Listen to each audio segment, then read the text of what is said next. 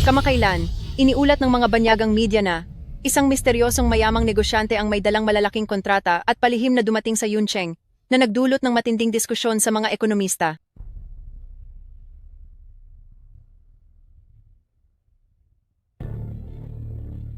Madam, saan po ang unang destinasyon natin sa ating pagbabalik? Bitawan niyo ako. Pakawalan niyo ako. Bitawan niyo ako. Yan, Chen. Hindi ba natin anniversary ngayon? Bakit mo ako dinala sa lugar na ito? Pakawalan mo na ako. Luo Ziming? Masyado mo akong binigo. Nagawa mong silaban at sirain ang mukha ni Kiki kahit nakapatid mo pa siya sa ama. Hindi. Hindi ako ang gumawa niyan. Yan, Chen. Pinagkakaisahan niyo ako. Huwag ka nang magdahilan. Ngayong araw, bibigyan ko ng hustisya si Kichi at gagamitin ko ang balat mo para pambayad sa kanya. Doktor, huwag niyo siyang anestisyahan.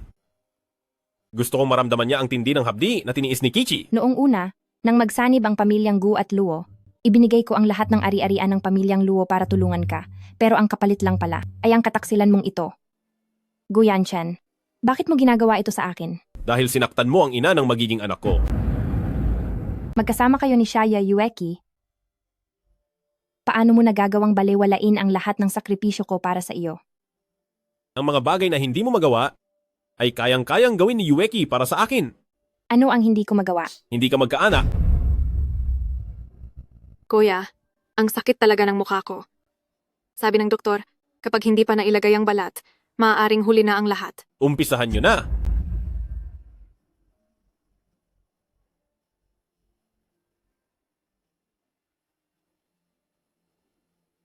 Sa darating na panahon, lalaki ba o babae ang gusto mong anak? Basta galing sa iyo, magugustuhan ko.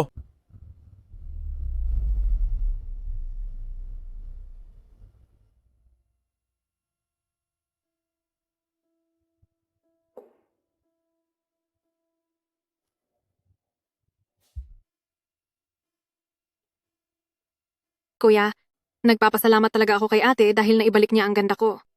At total, ako naman ang magbubuntis para sa iyo, ang kumuha ng balat niya, ay hindi naman siguro sobra, di ba? Siya naman talaga ang nagsunog sa mukha mo, kaya utang niya ito sa iyo. Pero noong araw na iyon, nakakatakot talaga si ate, ang lala ng nangyari. Sabi ko nang hindi ako ang gumawa niyan. Humingi ka ng tawad kay Chichi Bakit ko gagawin iyon? dahil may utang ka sa kanya. Nasa kamay ko na ang iyong ama, kaya mabuting gawin mo ang iniutos ko. Ano ang ginawa mo sa tatay ko? Ano ang ginawa mo sa tatay ko? Tingnan mo para sa sarili mo. Gu Yanchen, naging mabuti sa'yo ang tatay ko. Bakit mo siya tinraidor? Isang halimaw ang tatay mo. Niloko niya noon ang ina ni Kiki at ngayon ay pinapabayaan niya si Kiki kung hindi lang nakiusap si Kiki para sa kanya. Noon ko pa siya tinapos. Tara na, babalik tayo sa lumang mansyon ng pamilya Luo. Nabili ko na ang Luo's Group. Simula ngayon, yan na ang bago mong tahanan. Ano bang nangyari? Buntis ka na pero hindi ka pa rin nag-iingat sa pagpapahinga. Buntis? Buntis ako?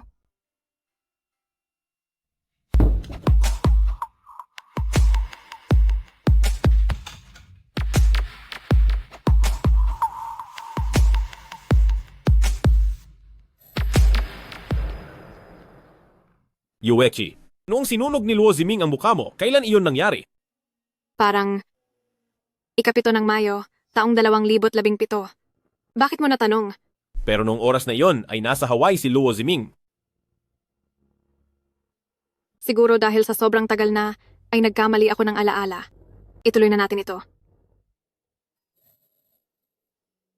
May ilang bagay lang na gusto kong itanong kay Luo Ziming.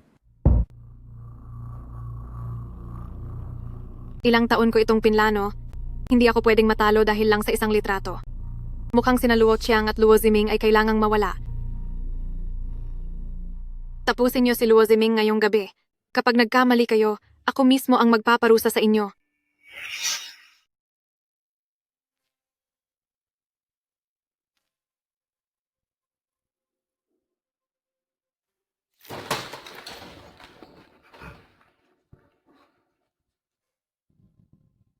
Ikaw ba, si Yueki? Hindi ko akalain na malaki ka na ngayon. Pa,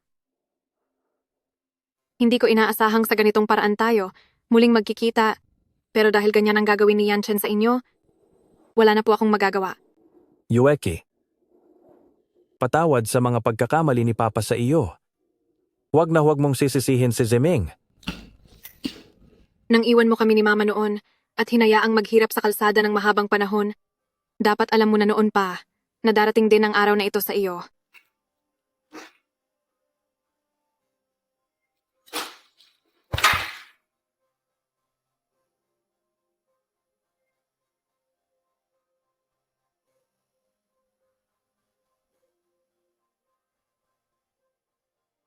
Ano nang balita diyan? Natapos mo na ba si Luo Ziming?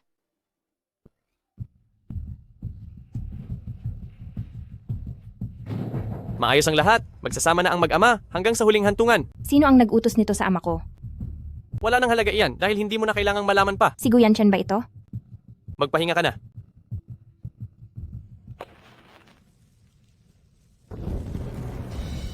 Gu Yanchen, binigay ko ang buong puso ko sa iyo, pero nalaman kong ang puso mo ay kailanman hindi mapalalamig o mababago. Kung mabibigyan lang ulit ng pagkakataon, ako, Kuya Yanchen, 5 taon na ang nakakalipas. Iniisip mo pa rin ba si Ate Ziming? Mula nang mawala siya sa ospital noon, ay hindi ko na siya muling nakita. May isang bagay na hindi ko pa naitatanong sa kanya. Siya ay wala na. Ang tagal na niyang nawala at hindi na siya bumalik para makita tayo. Iniisip mo ba na baka galit pa rin siya sa akin? Hindi. Sinira niya ang mukha mo. Wala siyang karapatang magalit sa iyo. Nilalandi ang aking brother sa harap ng maraming tao, wala ba kayong hiya? Isa ka talagang basura. Kasal ka na, pero wala ka pa ring modo. Brother, hindi ba ikaw ang nag-udyok sa akin na pakasalan siya noon? Hindi man lang ako naging masaya. Nabulag pa ang aking mga mata. Ngayon ay kailangan ko pang magpakapagod para alagaan siya. Kung alam ko lang sana, mas pinili ko pang maging single habang buhay bilang kapatid ni brother. May pag-uusapan kaming tungkol sa pamilya. Isama mo si Leng Xiao mo at lumabas muna kayo. Hindi mo kailangang magalit sa kanya. Tara na. Magsalita ka na. Anong balita? Nitong mga nakaraang araw, may balita tungkol sa isang mayamang babae na may hawak na maraming lupain at nagsisimula na siyang tumanggap ng mga bidding. Alam ko na ang tungkol diyan. Bagaman ang Luo Group simula ng hawakan ko ito, ay mabilis na lumago ang mga kita. Pero para makuha ang mga proyektong ito, ay may kahirapan pa rin. Alam ko na kahit wala ang tulong ko, ang aking brother ay kayang makuha ang mga proyekto. Pero, sino ba naman ang ayaw sa mas madaling paraan? Sabi sa akin ni Lolo, ang mayamang babaeng iyon ay tila isang malalayong kamag-anak natin. Ayon sa posisyon sa pamilya, tila kailangan mo pa siyang tawaging tiyahin. Madam, saan po tayo susunod na pupunta? ang tagal ko na ring hindi nakakabalik. Kaya syempre pupunta muna ako para makita ang dati kong mga kaibigan. Tungkol sa kaniya, bumalik lang siya para dalhin ang bata para bisitahin ang kaniyang lolo, at isa pa, ang lugar para sa bidding ay gaganapin dito sa pamilya Gu. Kampampi talaga natin ang langit. Sa pagkakataong ito, makakabawi rin tayo sa wakas. Huwag kang mag-alala, kilalang kilala ko ang mga babae. Ang regalo para sa ginang, inihanda ko na, at ngayon, hihintayin na lang natin ang kaniyang pagbabalik. Ikaw talaga ang pinakamagaling, Shanshan. Hindi ko hahayaang magtagumpay si Gu Shanshan sa pagkakataong ito. Dapat isipin ni Yanchen na dahil sa tulong ko, kaya napanatili ang pinagkukunan nating ito ng yaman. Tingnan lang natin kung makakaya pa ng masamang babaeng iyon na hamakin ako.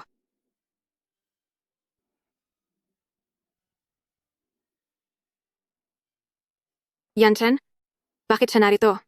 Huwag ka nang magsalita. Tabi. Bakit ba siya narito? Napakalas ng malas. Shanshan, ate pa rin natin siya kahit papaano. Ituon na lang natin ang atensyon sa ginang. Yanchen, nag-utos talaga ako ng mga tao para alamin ang mga gusto ng ginang. Inihanda ko na ang paborito niyang Romani Conti, pati na ang paboritong panghimagas na Pranses ng kaniyang pinsan. Sadyang napakaasikaso mo, Kichi. Pulos mga hamak na bagay lang ang mga inihanda mo. Pagdating sa mga babae, mas gusto nila ang mga mamahaling bagay. Galing sa ibang bansa ang ginang. Ano bang mamahaling alak ang hindi pa niya natitikman? At isa pa, para sa ating pamilya Gu, may inihanda siyang malaking sorpresa. Itago mo na, yang mga murang gamit mo. Huwag mong ipahiya ang pamilya Gu. Nandito na ang Jinanggu.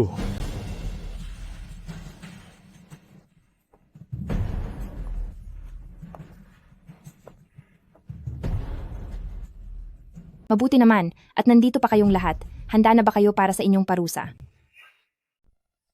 Ziming, saan ka ba nagpunta nitong nakaraang 5 taon? Luo Ziming, tao ka ba o multo? Huwag kang bastos sa ginang. Tao o multo? Ang Luo Ziming na iyon, wala na siya. Ate Ziming, ang dami ng taon simula nang magkakilala tayo. Paano namang hindi namin malalaman ang hitsura mo? Huwag ka nang magpanggap, sobrang magkakilala na tayo. Dahil sobrang kilala mo pala siya, bakit mo nasabing wala na ang taong iyon? O baka naman, may ginawa kang masama sa kanya? Pagkatapos mong mawala sa ospital 5 taon na ang nakakalipas, hinanap kita kahit saan. May kailangan akong malinawan. Kuya, sigurado ka bang hindi ka lang nagkakamali ng tao? Tingin ko ang pamilya Gu ninyo, pagdating sa taong Luo na iyon, ay hindi naman pala maayos. Walang galang. Yun. Nitong nakaraang mahigit 10 taon, ay nagsimula ka ng negosyo sa ibang bansa. Sa wakas ay nagkita na rin tayo ngayon. Patawad po sa pagiging pasaway ng mga batang ito. Ayos lang po iyon, Uncle. Magbigay-pugay kayo. Tiyahin. Nagkamali po ako nang nakita kanina. Patawad po.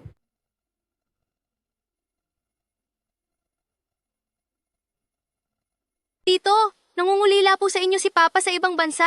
Ipinapaabot po niya ang kanyang pagbate. Kumusta po kayong lahat, pinsan at pinsan? Napakagalang naman ni Pinsan. Ilang taon ka na? 5 taon na po. 5 taon? Tiyahin, dahil ito ang unang beses nating pagkikita, hindi ako gaanong nakapaghanda.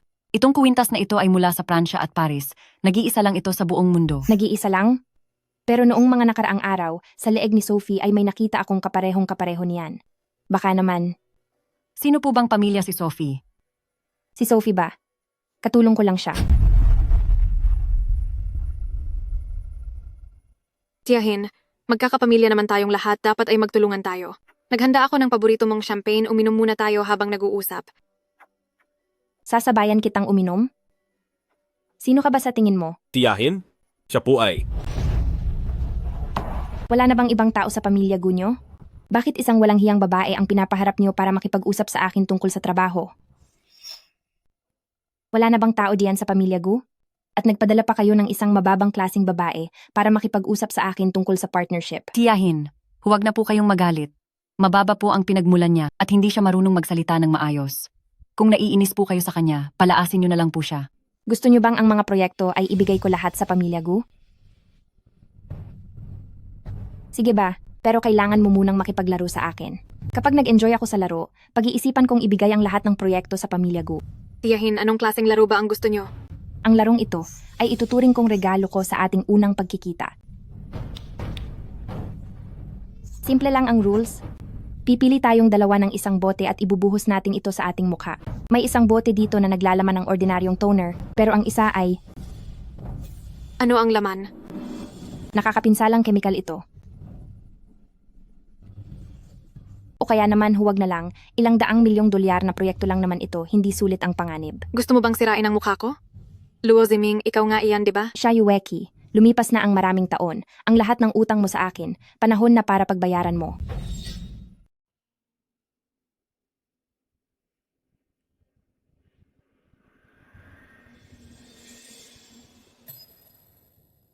Tiyahin, oras mo na. Tiyahin?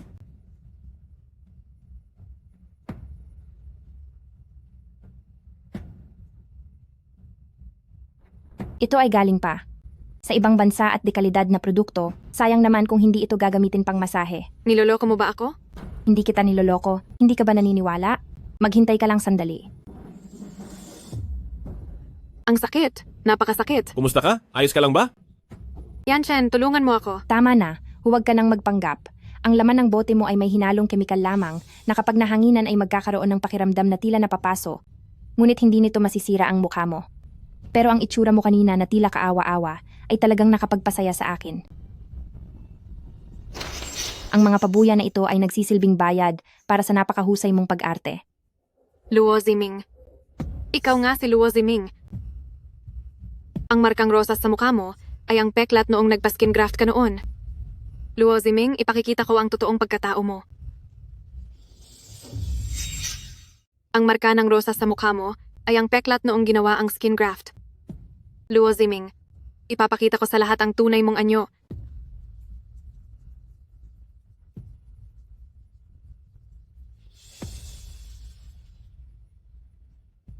Hindi.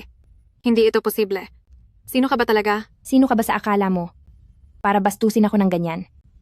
Ayaw na ba ng pamilya Gu na makipagtulungan sa amin? Ito ang sticker namin ni Mama. Tingnan mo, mayroon din ako. Tiyahin? Hindi po alam ni Shayueki ang mga patakaran? Humihingi po ako ng paumanhin para sa kanya. Tungkol naman po sa proyekto, handa po akong magbigay ng dagdag na 20% dibidendo sa inyo. Ano po sa tingin nyo? 50%. Tiyahin, parang hindi po yata tama yan. Sundin nyo kung ano ang sinabi ni Tiyahin? Sige, nag-enjoy ako sa laro kanina. Kaya ibibigay ko na ang proyekto sa pamilya Gu. Ngunit, gusto kong ibigay ang proyekto sa kanya. Tiyahin, hindi mo iyan pwedeng ibigay sa kanya. Wala siyang silbi at wala siyang kayang gawin. Tiyahin, kakarating nyo lang po at baka po hindi nyo alam ang sitwasyon. Si Sister Feifei, matagal na pong hindi humahawak ng kahit anong proyekto. Hindi po talaga niya iyang kakayanin. Kung ganoon, ikaw ba ang makakagawa nito ng maayos? Walang problema.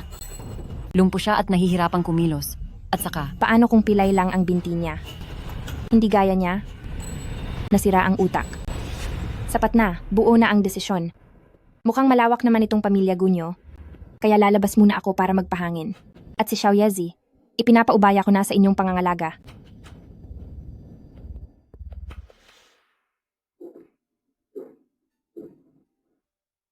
Patawad? Mali ako. Naging masyado akong sensitibo. Pero kanina si Tiyahin, naging sobrang lupit niya sa akin. Natakot talaga ako sa kanya. Tsaka, bakit kailangang ibigay kay Gu Feifei ang lahat ng proyekto? Alam mo ba kung gaano kaimportante ang pagpupulong ngayong araw? Muntik mo na kaming mapahamak. Alam ko pong mali ako, wag na po kayong magalit. Kahit na naibigay ang proyekto kay Gu Feifei, para pa rin naman iyon sa pamilya Gu. Hindi na po ito mauulit. Pagod na ako ngayong araw. Huwag nyo nang tingnan ang developer na ito. Sa totoo lang, matandang asawa na may batang asawa lang siya. Sa mga babaeng ganyan na mukhang walang hiya, maraming pera dahil sa pagkakapundar sa kanila. siniisante ko na kayo. Kami ay pinadala rito ni Mrs. President Gu. Ikaw na isang pamilya Gu na may kapansanan, anong karapatan mong tanggalin ako? Maliban kay President Gu, walang makakapagtanggal sa amin. Pasensya na po, Tiyahin. Nahuli kami ng dating. Ate Yueki, pagkapasok ng taong ito sa kumpanya ay napakaingay niya at ipinaubaya pa niya ang pananakit sa amin, kailangang panagutin mo sila para sa amin.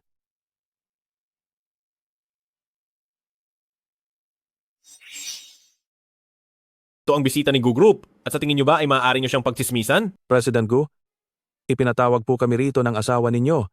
At isa pa, ang mga chismis tungkol sa babaeng iyan ay nanggaling din po mismo sa inyong asawa. Manahimik kayo. Sino kayo para pag-usapan kami ng ganyan? Ang asawa ko ay si Luo Ziming na 5 taon nang wala. Ang asawa ni President Gu, hindi ba't ang pangalan niya ay Xia Yuechi? Aba, mukhang naging matagumpay ka at isa ka na palang ginang ni President Gu. Tila ang ginang na ito ay may malalim na hinanakit sa akin. Ang pakikipagtulungan ko sa pamilya Gu ay magtatapos na rito. Tiyahin, huwag ka munang magalit. At pagbabayarin ko siya sa pamamagitan ng paghingi ng tawad sa iyo. Mataas ang tingin sa sarili ng asawa ni President Gu. Paano siya hihingi ng paumanhin sa akin? Totoo po iyon. Napakataas ng antas ng asawa mo. Sino ba ang nakakaalam kung ano ang mga kalokohang ginagawa niya kasama ang mga matatanda sa ibang bansa? Isama mo ang mga tao mo at umalis na kayo.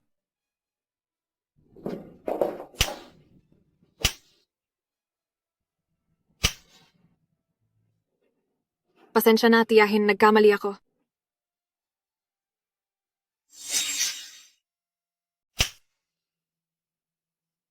Gaudu, pasensya na po, nagkamali po ako.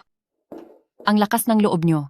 Naglakas loob kayong kalabanin ang bigatin kong kliyente. Ngayon, bilang vice-presidente ng kumpanya, ay sisibakin ko na kayo sa trabaho, ligpitin nyo na ang mga gamit nyo at lumayas kayo. Madam, magsalita naman po kayo. Sumusunod lang kami ni Xiao Zhang sa lahat ng utos ninyo. Totoo po, madam. May mga anak po akong binubuhay. Hindi ko pwedeng mawala ang trabahong ito. Ipaliwanag mo ito sa akin. Paanong nakapasok sa kumpanya ang dalawang ito? At bakit nila nilalait si Auntie? Brother, sinabi ko na sa iyo. Katulong lang siya. Hindi siya bagay na nasa tabi mo. Ngayon ay may problema na. Di ba? Lumabas muna kayong dalawa. Hindi ko talaga alam kung bakit nila sinasabi ang mga bagay na iyon kay Auntie, pero ang tinutukoy nilang matanda na ang asawa, parang totoo naman iyon, di ba? Pinupunsya mo lang ako, Auntie. Dahil ba noong gabing iyon ay nakita kita sa garden ng pamilya Go, kasama si Leng Xiao mo na lumalabas sa likuran ng bakuran? Pinupuntirya ako ni Tiyahin. Hindi kaya dahil noong gabing iyon sa garden ng pamilya Go, ay nakita kita kasama si Leng Xiao mo na lumabas mula sa likod ng bakuran? Tiyahin, asawa ko si Leng Xiao mo, pero ang lumabas ka kasama niya mula sa bakuran ay parang hindi magandang tignan, di ba? Ang bulag na lalaki na iyon ay asawa pala ng pamangkin ko. Nagkataon lang na nakita ko siya at dahil nahihirapan siyang kumilos ay tinulungan ko lang siya. Aminin mo, kahit na may kapansanan ng asawa mo, ay medyo gwapo rin siya. Kung gusto siya ni Tiyahin, ay handa akong makipag-divorce agad. Tumigil ka. Hindi laro ang pagpapakasal. At saka may sariling pamilya na si Tiyahin. Ano bang tingin mo kay Tiyahin? Nagbibiro lang naman ako. Galing nga talaga sa ibang bansa si Tiyahin, kaya pati ang mga biro niya ay masyadong progresibo. Pero nakita ko kayong masyadong malapit sa isa't isa, na para bang hindi ito ang unang beses na pagkikita nyo. Nakita ko lang nahirap siya sa paningin, kaya tinulungan ko lang siya. Tapos sasabihin mong malapit kami sa isa't isa? Tama na, marami ka nang nasabi ngayong araw. Bakit mo ba sinusundan si Tiyahin? Nag-aalala lang ako na baka hindi pamilyar sa daan si Tiyahin. At isa pa, ginagawa ko ito para ipagtanggol si Sister Shanshan. Hindi kailangan lumayas ka. Paano naman si Tiyahin? Wala na ba talagang pakialam si Tiyahin sa sarili niyang reputasyon?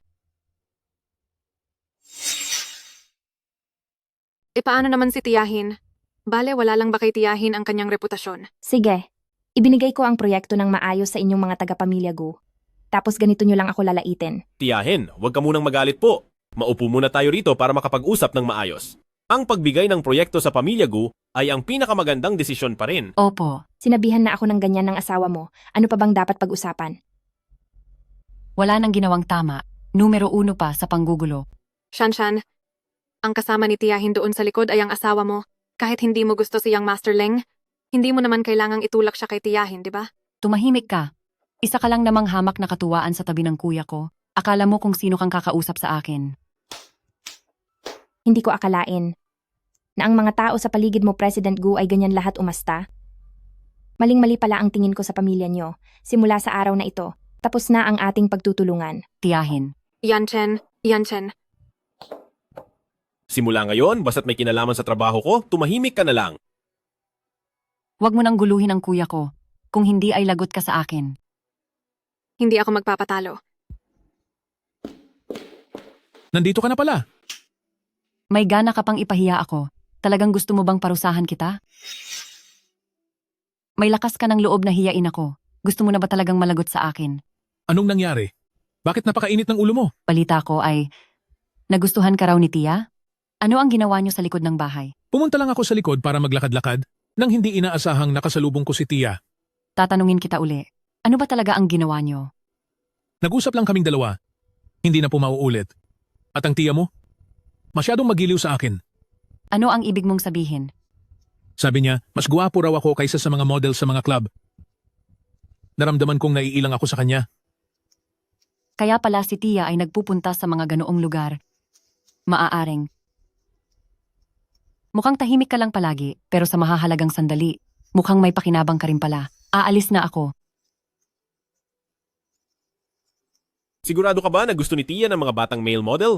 Ang naririnig ko, si Tia mismo ang nagsabi niyon. Siguradong totoo iyon. Kanino mo naman iyan narinig? Hindi na iyan mahalaga. Ang mahalaga ay ibibigay natin ang gusto niya para siguradong magpapatuloy ang pakikipagtulungan ni Tia sa atin. May tuturing din itong isang paraan. Nag-utos na ako sa sekretarya na humanap ng pinakamahusay na male models at mga trainees. Ipapadala na agad ang mga impormasyon. Kailangan nating mamili ng maigi. Naku, President Gu, nahirapan po akong hanapin itong mga batang model na ito. Pakitingnan po agad kung pasok ba sa panlasa ng ating Tia.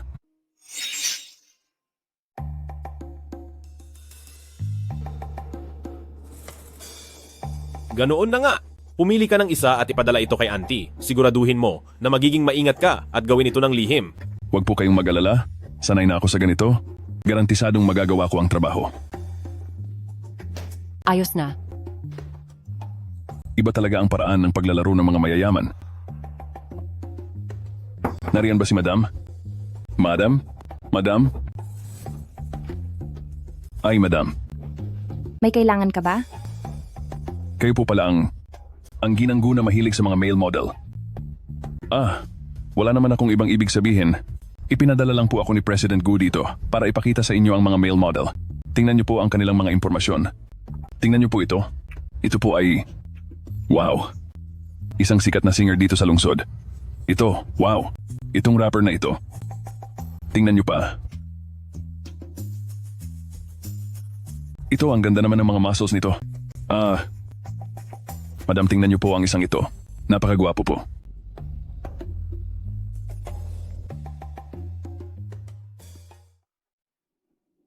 Kamusta na ang pinapagawa ko? Hindi po pumili si Madam. Hindi siya kontento? Hindi naman po sa ganoon, kundi kinuha niya silang lahat. Ano? President Gu, hindi ako nagsisinungaling sa inyo. Tinanggap talaga ng ginang ang lahat. Grabe talaga siya. Sa laki ng gulo na ito, sakaling mahuli tayo ng mga paparazzi, di ang Gu Corporation ko ay. Tama ka diyan, sir. Hindi pwede ito? Kailangang mapuntahan ko iyon. Ganyan pala ang uri ng babaeng iyan. Ngayong gabi, sisiguraduhin kong sira ang reputasyon mo. Tara, bilisan niyo ang galaw. Isang mayamang balikbayang ginang. Kadate ang isang grupo ng mga modelong lalaki. Napakalaking balita nito. Kapag nailathala na ang balitang ito, siguradong mapopromote tayo at tataas ang suweldo natin. Bilis, pumasok kayo at kunan niyo ng litrato ang lahat. Bakit walang tao rito? Nasaan na sila? Miss Sia, nandito na kami. May bago bang paraan para mag-enjoy tayo ngayon? Napakasaya nito. Gusto ko ito. Hayaan mong hawakan kita. Sige na, kahit sandali lang. Hoy, huwag kang umalis. Anong nangyayari rito?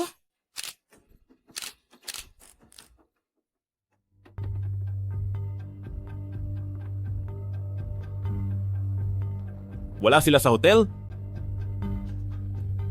Pumunta kaya sila sa ibang lugar para mag-ibang?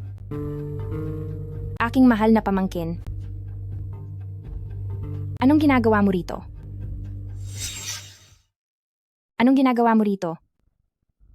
Tiyahin, kararating mo lang ng bansa. Kaya syempre po, kailangan kitang alagaan ng mabuti. Nasaan na sila? Mukhang ang pamangkin ko ay gustong-gusto ang kwarto ko na ito. Tiyahin, nagpadala ako rito ng mga lalaking modelo. Nasaan na sila? Ang mga lalaking modelo ba? Nakita ko kasing lahat sila ay mga bata pa at masisiglang mga lalaki.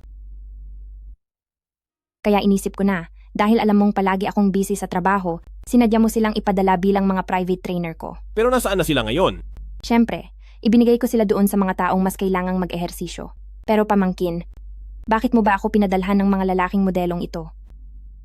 Oh, nakuha ko na. Siguradong may mga taong nagbulong sa iyo ng mga maling chismis at sinabing gusto ko ang mga batang lalaki. Ang mga ganitong walang basehang usapan, pinaniniwalaan mo ba talaga? Hindi posibleng sadyang guluhin ni Shanshan ang plano ko? O baka naman, isang bitag na naman ito ni Shia Yueki? Hindi ko alam kung saan ako nagkamali sa karelasyon ng aking pamangkin. Marami na nga akong inaasikasong problema, pero nanggugulo pa rin sila. Tiyahin, huwag kang mag-alala. Pagbalik ko ay pagsasabihan ko siya ng maigi.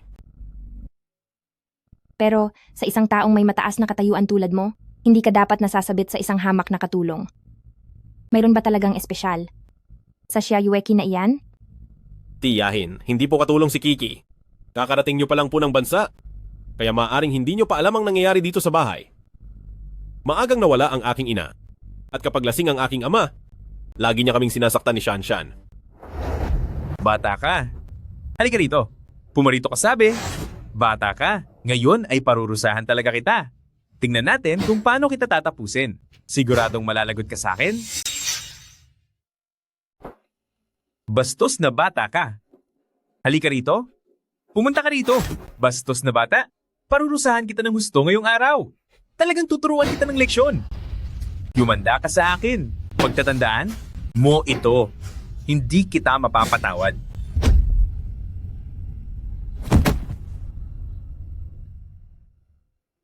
May nagawa akong masama. Kuya, may nagawa akong kasalanan.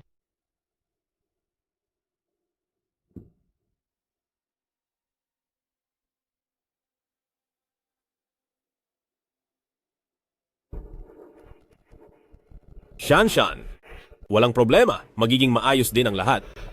Kapag may nagtanong sa iyo, sabihin mo na ako ang gumawa niyon.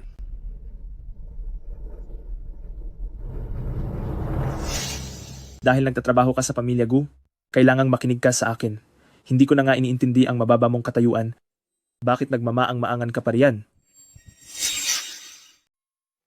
Kahit na hindi ka pa ganoon katanda, mukhang maganda ang iyong pangangatawan. Kapag pinagsilbihan mo ako ng maigi ngayong gabi, dito sa pamilya Gu, ay tiyak na magiging maayos ang buhay mo. Kung hindi, alam mo ang mangyayari sa iyo. Huwag. Pakiusap. Hayaan mo na ako. Hahayaan ka? Kapag ginawa natin ito rito, hulaan mo, mas magiging kapana-panabik kaya ito? Huwag. Sir, may nagawa po siyang mali. Gusto ko lang po siyang bigyan ng leksyon. Hindi ikaw ang nasusunod dito sa pamilya Gu. Simula ngayon, nasa ilalim na siya ng pangangalaga ko. Kapag tinangka mo pa siyang hamakin, umalis ka na rito. Dahil narito ka na rin lang, ay samahan mo akong uminom.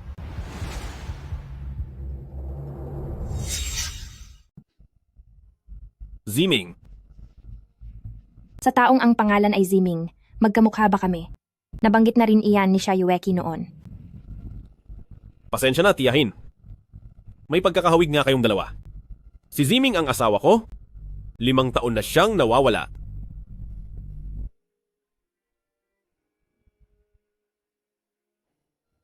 Napakasarap nga ng alak na ito. Kung narito lang si Ziming, siguradong magugustuhan niya ito.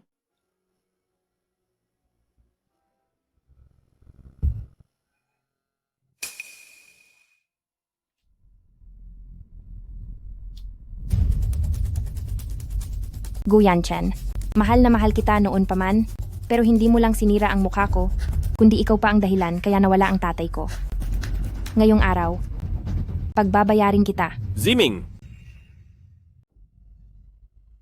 Hindi ka karapat-dapat na tawagin ang pangalan kong Gu Yanchen.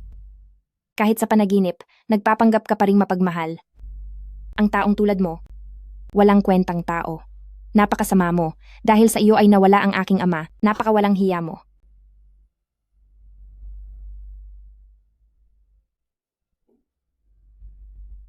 Ang isang taong katulad mo, balang araw ay parurusahan ka rin ng langit.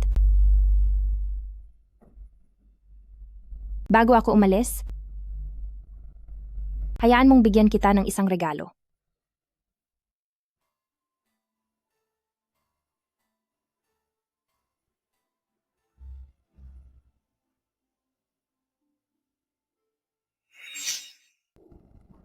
Hindi mo inaasahan ito, pero buhay pa si Luo Ziming.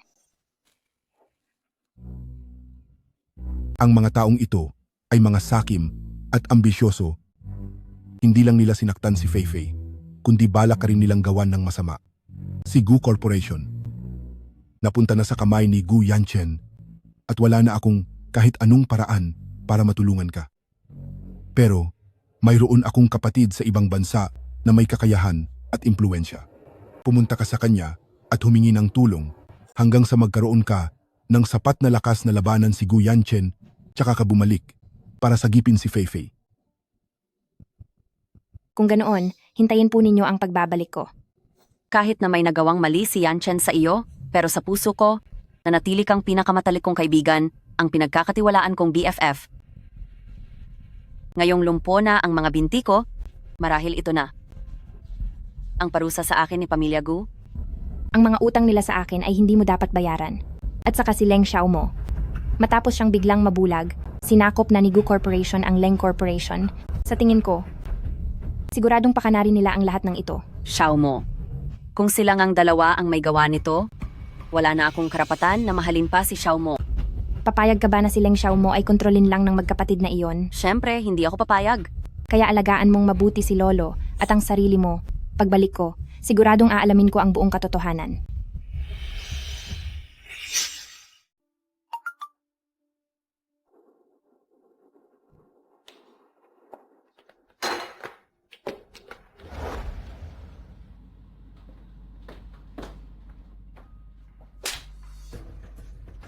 Chichi? Ako. Gu Yanchen, maraming taon na tayong magkasama. Ngunit hanggang ngayon ay wala pa rin akong pangalan sa buhay mo. Nagkaroon pa ako ng anak dahil sa iyo. Tapos ganito lang ang igaganti mo sa akin? Gusto ko ngang itanong sa iyo? Paulit-ulit at muli mong hinaharang ang tita na ibigay ang proyekto kay Pamilya Gu. Ano ba talaga ang masamang balak mo? Gu Yanchen, alam mo pa palang tita mo siya? Tingnan mo muna ang mga ginagawa mo. Ako. Ano bang ginawa ko? Dapat ay ako ang nagtatanong niyan sa iyo, di ba? Alam mo na mahilig si tita sa mga batang male model. Kaya kusa ka talagang lumalapit sa kanya. Tingnan mo nga kung anong klaseng motibo iyan. Sinasabi ko na nga ba at ikaw ang nagpapakalat ng chismis? Siya Yueki, binalaan na kita. Kapag ginawa mo pa ito uli, palalayasin na kita sa Pamilya Gu. Yanchen, nasa puso mo pa rin ba si Luo Ziming? Kaya ba napagkamalan mo si tita bilang siya? Alam kong mahal mo pa rin si Luo Ziming, kaya kailanman ay hindi kita pinilit na pakasalan ako. Pero ang ginagawa mo ngayon, masyadong sobra na. Alam kong iniisip mo pa rin si Ziming, pero hindi si tita si Luo Ziming. Ang paninira mong iyan kay tita ay magdudulot ng malaking lugi sa Pamilya Gu. Pasensya na, Yanchen, pero lahat ng ginawa ko ay dahil sa pagmamahal ko sa iyo. Wala na sa mundong ito si Luo Ziming dahil sa akin. Isang masamang babae lang na galing sa ibang bansa. Paano siya magiging kapantay ko?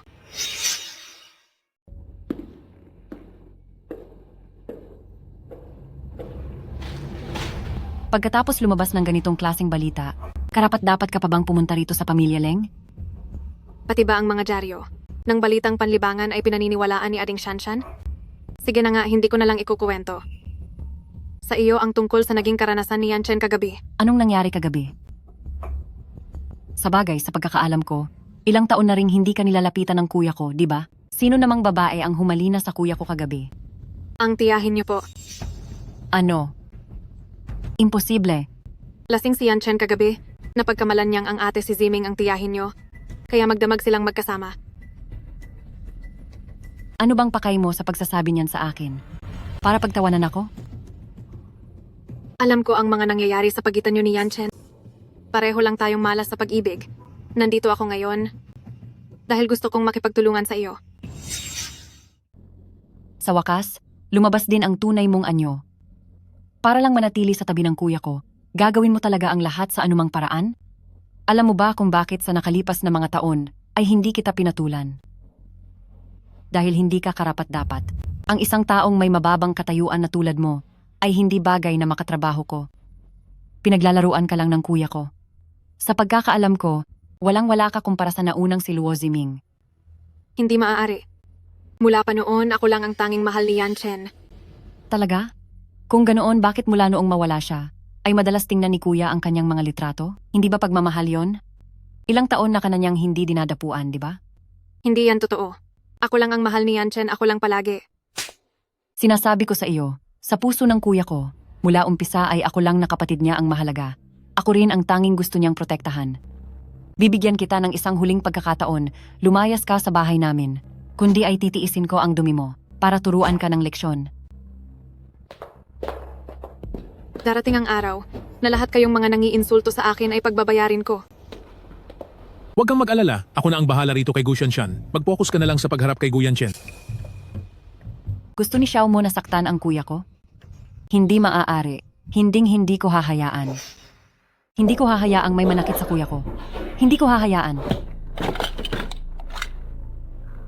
Kailangan ko siyang protektahan. Kailangan ko siyang protektahan.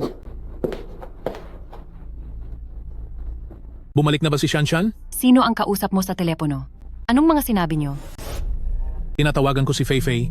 Tinatanong ko kung kumusta na ang binti niya. Gusto mong gamitin si Gu Feifei para mag-espiya sa kuya ko at pagkatapos ay gagawan mo siya ng masama? Shanshan, nagbibiro ka lang siguro? Isa lang akong inutil? Paano ko naman lalabanan si Young Master Gu? Tama. Tama ang sinabi mo. Pero kahit munting bagay lang na makakasama sa kuya ko, hindi ko hahayaang mangyari yan. Shanshan, anong ginagawa mo?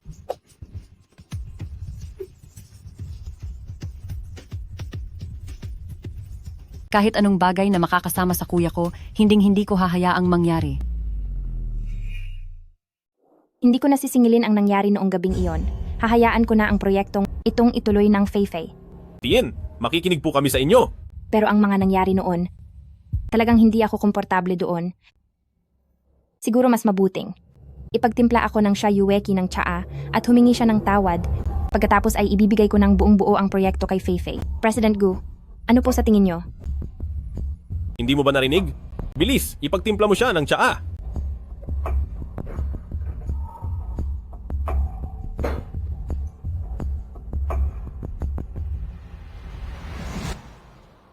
Ganyan ba ang paraan ng paghingi ng tawad?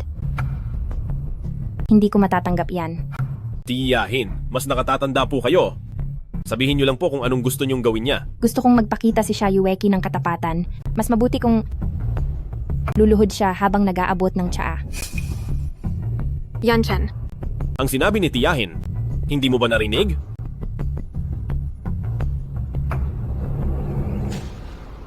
mas nakatatanda si Tiyahin, kaya tama lang naluhuran ko siya at pagbihisan ng tsaa. Pero ako ay isa lamang katulong ni Pamilya Gu. Ang pagpapahirap na ito ni Tiyahin, parang may ibang plano sa likod nito. Katulong? May katulong ba na kasing hambog mo? Pagkatapos mo akong hiyain noon, pinagsasabihan lang kitang mag-sorry, may mali ba roon? O baka naman dahil tauhan ka ni President Gu, pakiramdam mo ay pwede ka nang maging bastos at walang galang sa nakatatanda. Tiyahin, huwag na po kayong magalit. Alam ko pong nagkamali ako. Basta huwag niyo lang po pahirapan si Yanchen. Gagawin ko po ang kahit ano. Tiyahin, sorry po. Nadumihan ko ang paa niyo. Dahil mukhang nahihiya ka naman, linisin mo yan ng maigi. At sabay mo na ring masahihin ang mga paa ko. Sakto, pagod na ako. Nababaliw ka na ba? Talagang papamasahi mo ang mga paa mo sa akin? Gawin mo na! Unit ng trabaho, tahanan Tiyahin, nagkamali nga si Shayueki, pero nakita niyo namang lumuhod na siya at humingi ng tawad. Kilala naman po kayong mapagpatawad. Bigyan niyo po kami ng isa pang pagkakataon. Dahil nakiusap ang pamangkin ko, kapag hindi pa ako nagpatawad, lalabas na wala talaga akong konsiderasyon. Sige, ang nangyari ngayon ay tapos na. Hello? Kuya, naaksidente kami ni Xiao Mo. Sabi ng doktor, malubha ang tama sa ulo ni Xiao Mo at hindi na raw siya magigising. Os maayos ka lang ba? Nasaan kayo ngayon?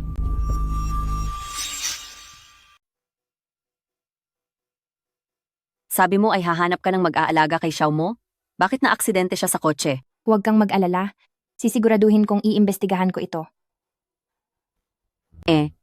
Paano na ang kanyang mga mata? Nakahanap na ako ng pinakamahusay na doktor para gamutin ang mga mata niya.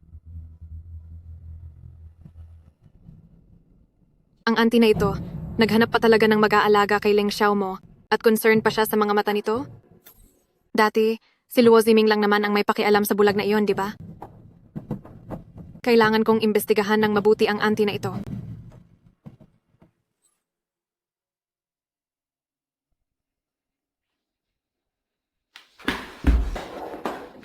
Brother, sa wakas ay nandito ka na. Anong nangyari? Hindi ka ba nasaktan? Ayos lang ako. Kaunting gasgas lang ito. Xiao Mo? Xiao Mo? Anong nangyari kay Xiao Mo? Bakit siya bigla ang naaksidente sa sasakyan? Masamang babae. Asawa ko ang nakahiga sa kama na iyan. Bakit? Iniisip mo pa rin ba siya? Gu Shanshan? Tinuturing mo ba talaga si Xiao Mo bilang asawa mo? Gaano ka ba katotoo sa kaniya? Ginamit mo lang naman siya sa simula pa lang? Bakit? Nasasaktan ka ba para sa kaniya?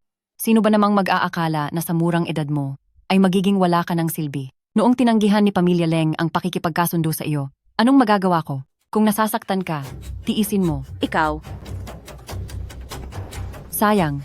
At ang mga taong iyon ay binali lang ang mga binti mo kung sana ay hinamak kanila ng tuluyan. Tingnan natin kung papansinin ka pa ni Leng Xiao Mo. Ikaw? Shanshan.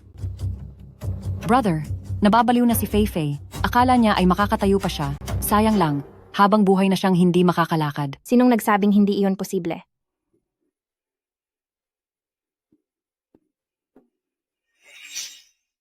Pagbalik ko dito sa bansa, humanap talaga ako ng pinakamagaling na doktor para maipagamot ang mga binti ni Feifei. Masyadong nag-aalala si Tiyahin kay Feifei? Magkakilala na ba kayo dati pa? Si Fei ay anak ni Pamilya Gu, kaya anak ko na rin siya. Kung kayo man ang nasa kalagayan niya, ituturing ko pa rin kayong pantay-pantay. Kawawa naman talaga si Xiao Mo. Hindi pa gumagaling ang kanyang mga mata, tapos naging parang gulay pa siya ngayon. Masyadong luma at kulang sa gamit ang ospital na ito. Ganito na lang, hayaang sumama sina Xiao Mo at Fei sa pribadong ospital ng espesyalista at doon muna sila tumira para makapagpahinga at makarecover ng maayos. Paano naman po ang proyekto ni Tiyahin? Sa wakas ay hindi ka na rin nakapagpigil, iyan talaga ang salitang hinihintay ko mula sa iyo. Kailangang sumailalim ni Fei sa paggamot, kaya hindi talaga siya nararapat na humawak ng proyekto. Kung sa ibang tao naman mapupunta iyan, hindi rin ako mapapalagay. Kagabi, kami ni Yan Chen ay nagkaroon ng seryosong pag-uusap. Kaya ganito ang gagawin natin. Ibigay niyo ang proyekto kay Yan Chen dahil mas magiging kampante ako. Huwag po kayong mag-alala, Tiyahin. Gagawin ko po ang lahat ng aking makakaya. Napakatotoo nga ni Tiyahin sa kanyang desisyon. Sa bagay, mahirap nga kung hahayaan si Fei na may depekto sa katawan, na lumantad pa sa publiko. Hindi nga ito magandang tingnan. Tiyahin, kaya ko po ito. Fei, alam ko ang kakayahan mo. Pero sa ngayon gusto kong sumailalim ka sa pagpapagamot. Pwede ba? Tungkol sa schedule ng doktor, napaayos ko na ang lahat. Paano naman si Leng Xiao Mo? Ilayo niyo na siya agad. Tutal wala rin namang kwenta ang gamutan sa ospital na ito. Saka, kailangan kong tulungan si Kuya sa kanyang proyekto. Wala akong oras para asikasuhin siya.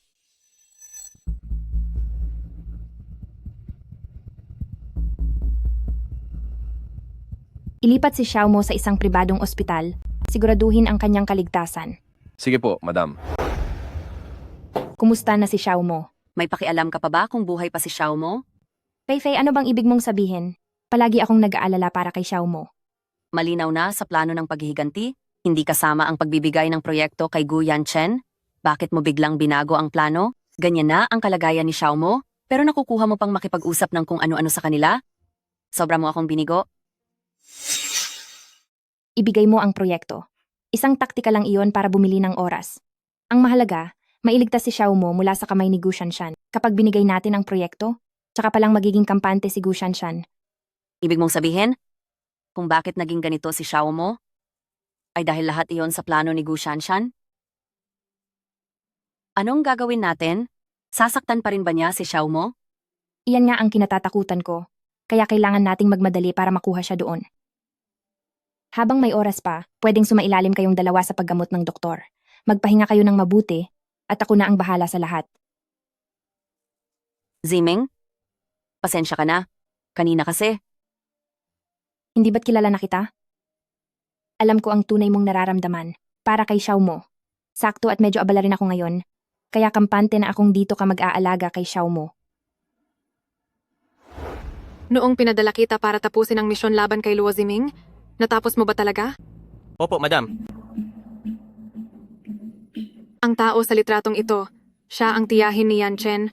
Matagal na siyang nakatira sa ibang bansa. Puntahan mo at imbestigahan ang buhay niya roon. Susunod po ako agad. Nga pala, may anak din siya.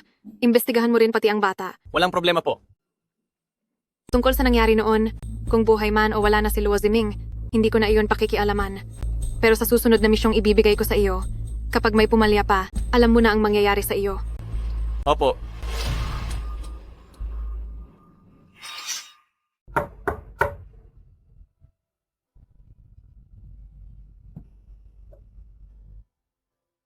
Yezi, sino ang dumating? Ipinadala ito ni Daddy galing sa ibang bansa. Siguro ay namimiss na niya si Mommy. Hello? Ziming, parang hindi maganda ang kalagayan ni Xiao Mo. Huwag kang mag-alala, darating na ako agad. Madam? Ang tito at tita ay nasa ibang bansa at hindi sila kasal. Sigurado ka ba talaga sa balitang iyan? Walang pagkakamali sa pagkakataong ito. At nalaman ko rin na ang anak ni Ginanggu ay hindi sa kanyang asawa. Ibig bang sabihin ay si tita talaga ay si Luo Ziming? Magsalita ka. Noon, ikaw ba mismo ang tumapos kay Luo Ziming?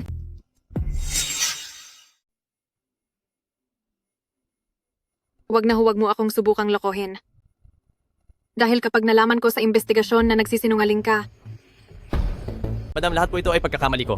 Noong sinunog ko ang kinaroroonan ni Luo Ziming upang tapusin siya, dumagsa po ang mga tao sa ospital at natakot ako. wala kang silbi.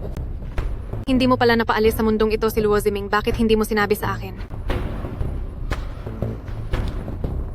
Mukhang totoo ngang si tita ay si Luo Ziming. Madam, bigyan niyo pa po ako ng isang pagkakataon, tatapusin ko na siya ngayon. Sandali. Handang-handa si Luo Ziming sa pagkakataong ito, hindi tayo maaaring kumilos ng basta-basta. Malakas ang backer niya ngayon, at kung wala tayong konkretong ebidensya, hinding-hindi natin siya magagalaw. Ikaw ang may kasalanan noong nakaraan, kaya dapat ka lang parusahan. Pero bibigyan kita ngayon ng pagkakataong itama ang iyong mga pagkakamali. Opo, madam. Sinisiguro ko po na hindi na ito papalpak. Ziming?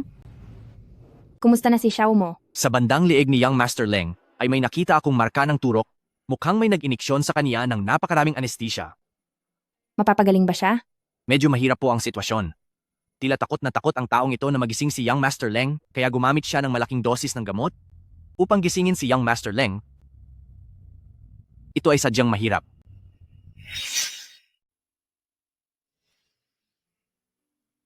Bakit ka nag-iisa rito? Sino ka? Ako ang malayong tita ni Gu Yanchen. Hindi. Pamilyar sa akin ang boses mo? Ay ikaw si Ziming. Totoo palang wala ka ng malay noon. Buhay kang bumalik. Naloko ko ang lahat, pero hindi kita naitago ito. Kahit na nawala ang paningin mo, hindi pa rin ako nakalusot sa iyo. Xiao mo, 5 taon akong nagtiis, bumalik ako para maghiganti. 5 taon na ang nakararaan nang malaman kong pinakasalan mo si Gu Shanshan at mabulag ka. Nag-alala ako ng husto sa iyo. Ngunit mayroon akong mabigat na dahilan. Hindi pa ako pwedeng bumalik noon. Alam ko. Sino ba namang hindi naghahanap sa kinaroroonan mo? Pero sa harap ng mga tao, ako ang walang silbing asawa sa tabi ni Gu Shanshan. Sa totoo lang, pinakasalan ako ni Gu Shanshan para lang sa Leng Enterprise. Alam kong ang mga mata ko ay kagagawan din ni Gu Shanshan, pero wala akong magawa nun. Ang pamilya ko, ang tanging kahinaan ko. Ang lahat ng ginawang ito ng magkapatid na Gu Corporation ay magkakaroon din ng ganti balang araw. Ang pagbabalik kong ito ay para pabagsakin sila. Handa ka bang magtiwala sa akin para makipaglaban sa kanila? Hanggat kailangan mo ako, ibibigay ko ang lahat para tulungan ka. Bago ang lahat, ang mga mata mo at ang binti ni Feifei ay kailangang magamot.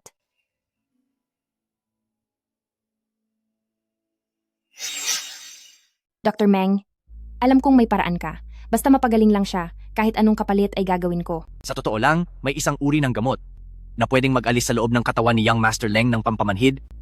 Pero tumigil na ang produksyon ng gamot na ito, kaya mahirap na itong makuha. Doc, nagsusumamo po ako sa inyo. Tulungan niyo po si Xiao mo. Nagmamaawa po ako. Dr. Meng, sabihin mo lang sa akin kung nasaan ang gamot na iyon at ako na ang gagawa ng paraan. Kaya lang, pakiusap, alagaan mo muna siya sa ngayon. Iyon po ang dapat naming gawin. Oo nga pala. Ang binti ni Miss Gu ay hindi kasing lala ng inaasahan. Gagawin ko ang lahat para magamot ito.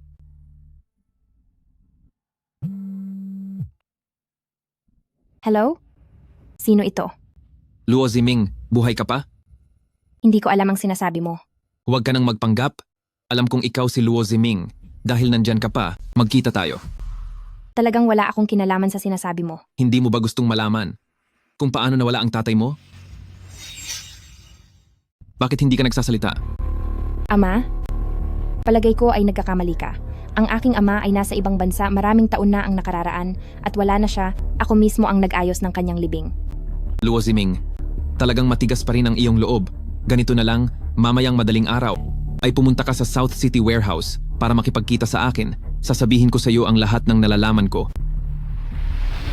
Ziming, ang taong ito ay alam ang tunay mong pagkatao. Siguradong hindi siya ordinaryong tao. Pakiramdam ko ay isa itong bitag, kaya mag-ingat ka, huwag ka nang pumunta. Alam kong may bitag dito, pero alam ng taong ito kung ano ang tunay na dahilan kung bakit nawala ang aking ama. Gusto ko talagang malaman kung si Gu Yanchen ba ang nagtapos sa buhay ng aking ama. Pero paano kung pumunta ka at malaman nila ang totoo mong sekreto? Masisira ang lahat ng plano mong paghihiganti. Maraming taon mo na akong kakilala. Hindi mo ba talaga ako naiintindihan? Kahit pa talagang pinaplano niyang lokohin ako. Sa tingin mo ba ay hahayaan ko na lang siyang magtagumpay? Hindi talaga ako mapakali kung mag-isa kang pupunta, pero dahil nandito si Xiao Mo kaya, Huwag kang mag-alala, kahit mag-isa lang ako. Pipilitin ko ang taong iyon na aminin ang lahat ng impormasyong gusto kong malaman. Itong si Xia Yueki, ang lakas ng loob kong magsalita, pero kapag kailangan na ay hindi man lang makapagpakita. Anong ibinubulong-bulong mo riyan? Sinasabi mo ba ng masama tungkol sa akin? Hindi po, ma'am. Ang tinutukoy ko po ay si Luo Ziming. Tiyak na naduwag lang iyon at hindi na darating. Ang dahilan kung bakit wala na si Luo Chang para kay Luo Ziming ay ang pinaka-interesanteng bagay sa kanya. Kung siya nga talaga si Luo Ziming, siguradong darating siya. Opo, ma'am. Huwag po kayong mag-alala. Naihanda ko na ang voice recorder. Kapag sinubukan niyang pumunta rito, itatalaga kong maririnig at marirecord ang lahat. Tama. Kapag ipinarinig na natin iyon kay Yanchen, maniniwala na siya na hindi ako nagbibiro. Sino yan? Ano na? Narito na ba siya? Lumabas ka. Huwag kang magkunwari dyan. Lumabas ka.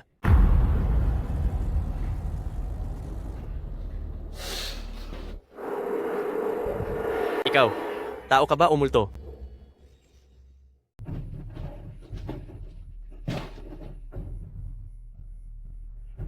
Walang silbi. Ano na namang nangyari? Kalunos-lunos ang sinapit namin ni tatay. Ikaw ba ang tumapos sa amin?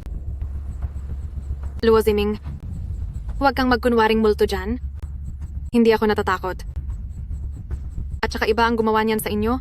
Hanapin mo ang tunay na may kasalanan. Hanapin mo ang tunay mong kaaway. Walang kinalaman ang bagay na ito sa akin.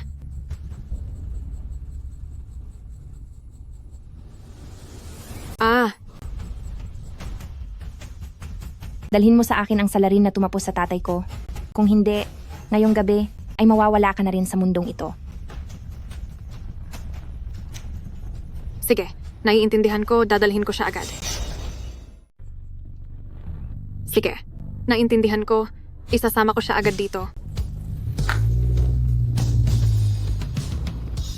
Mommy, ang cool mo talaga! Salamat kay Xiao Yezi ngayong araw.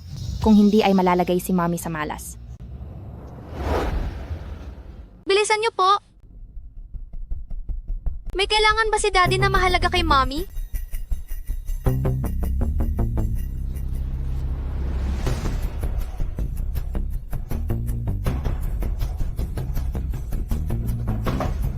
Gusto ko si Mommy. Mommy, ito po ang para sa'yo. Tama nga ako, isa itong bitag. Tila kailangan nating maghanda ng mabuti. Opo! Yanchen, Anong nangyayari? Bakit ka sumisigaw? parang nakita ko si Luo Ziming Saan? sa Magsalita ka. warehouse sa South City. Luo Ziming, alam ko na buhay ka pa.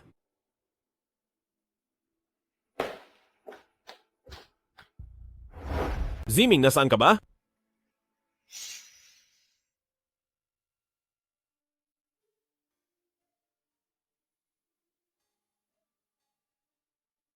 Miss Gu, nauuhaw ka po ba? Gusto niyo po bang ipagtimpla ko kayo ng tsaa? Panglimang takure ko na tong iniinom. Kailan ba matatapos makipag-usap si Tia? Miss Gu, maaari po bang maghintay pa kayo ng kaunti?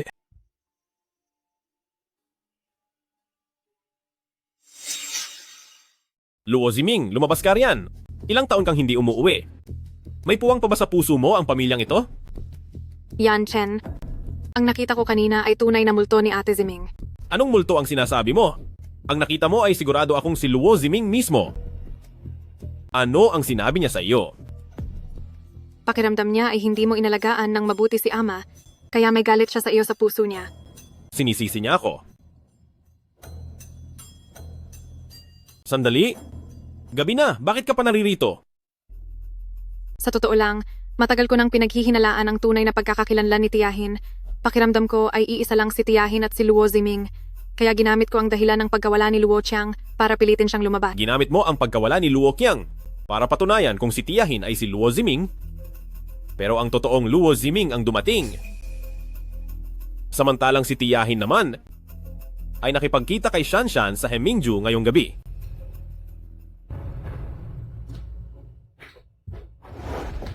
Miss Gu, kausap po ni Ginang Gu ang isang mahalagang kliyente. Pakihintay na lang po muna kayo. Sino ka sa akala mo? Shanshan, pasensya na kung pinaghintay kita. Tiyahin.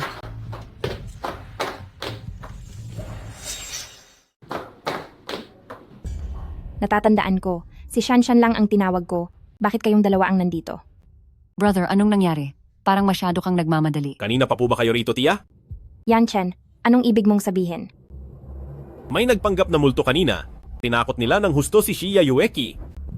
Tia, sagutin niyo na lang po ang tanong ko.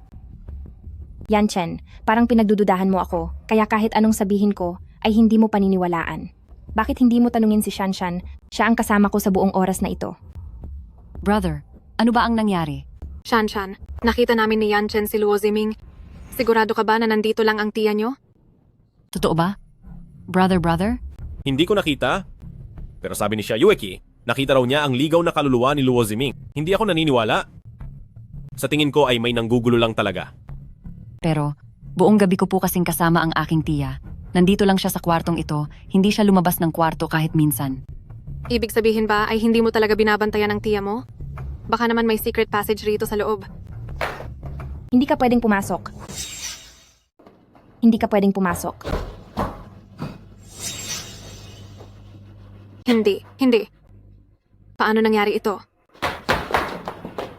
Ikaw si Luo Qiang, wala ka na ba talaga? Nakikipag-usap lang ako ng negosyo kay Ginang Gu. Medyo nakakapagod lang. Kaya nagpahinga lang ako dito sa likod ng screen na ito sandali. Hindi ko naman sinasadyang pakinggan ang pinag-uusapan ninyo. Si President Kiao ay isa sa pinakamahalagang tao sa real estate at kapag ginalit ninyo siya, ang pakikipagtulungan natin ay hindi na matutuloy. Si President Qiao Qiaoming, ang nangungunang tao sa industriya ng real estate. Si Kiao Ming, na may kayamanan na mahigit $100 bilyong, pero wala pa rin. Nakakaalam kung ano ang itsura niya. Bakit kamukhang kamukha siya ni Luo Qiang? Luo Qiang? Sino siya? Diyan mo tanungin si Yanchen. Kung sino ba talaga si Luo Qiang? Luo Qiang. Siya ay... Kailangang itanong iyan kay Yanchen. Sino nga ba talaga si Luo Qiang? President Kiao, pasensya na po. Hindi ko naturuan ng maayos ang tauhan ko at pumasok siya nang walang paalam sa inyong silid. Wala iyon. Maliit na bagay lang. Subalit, tila takot na takot siya nang makita ako. Ganun ba ako nakakatakot tingnan? Hindi maaari. Hindi ito maaari. Yueki. Napakabait ni President Kiao. Bakit takot na takot ka sa kanya? Hindi ka naman niya sasaktan. Umalis ka. Huwag kang lalapit sa akin. Nagmamalasakit na nga ako sa babae mo, pero sa halip na magpasalamat, itinulak pa ako. Tao mo si Shia Yueki at ayaw niya sa akin. Siguro ayaw mo rin sa akin. Hindi po ganoon, Tiyahin. Bumalik ako dahil sa kabutihan para sa inyong pamilya, Gu. Hindi ko inakalang hindi pala ako kailangan dito. Sige. Tungkol naman sa proyekto, hindi na kami makikipagtulungan sa inyo. Tiyahin.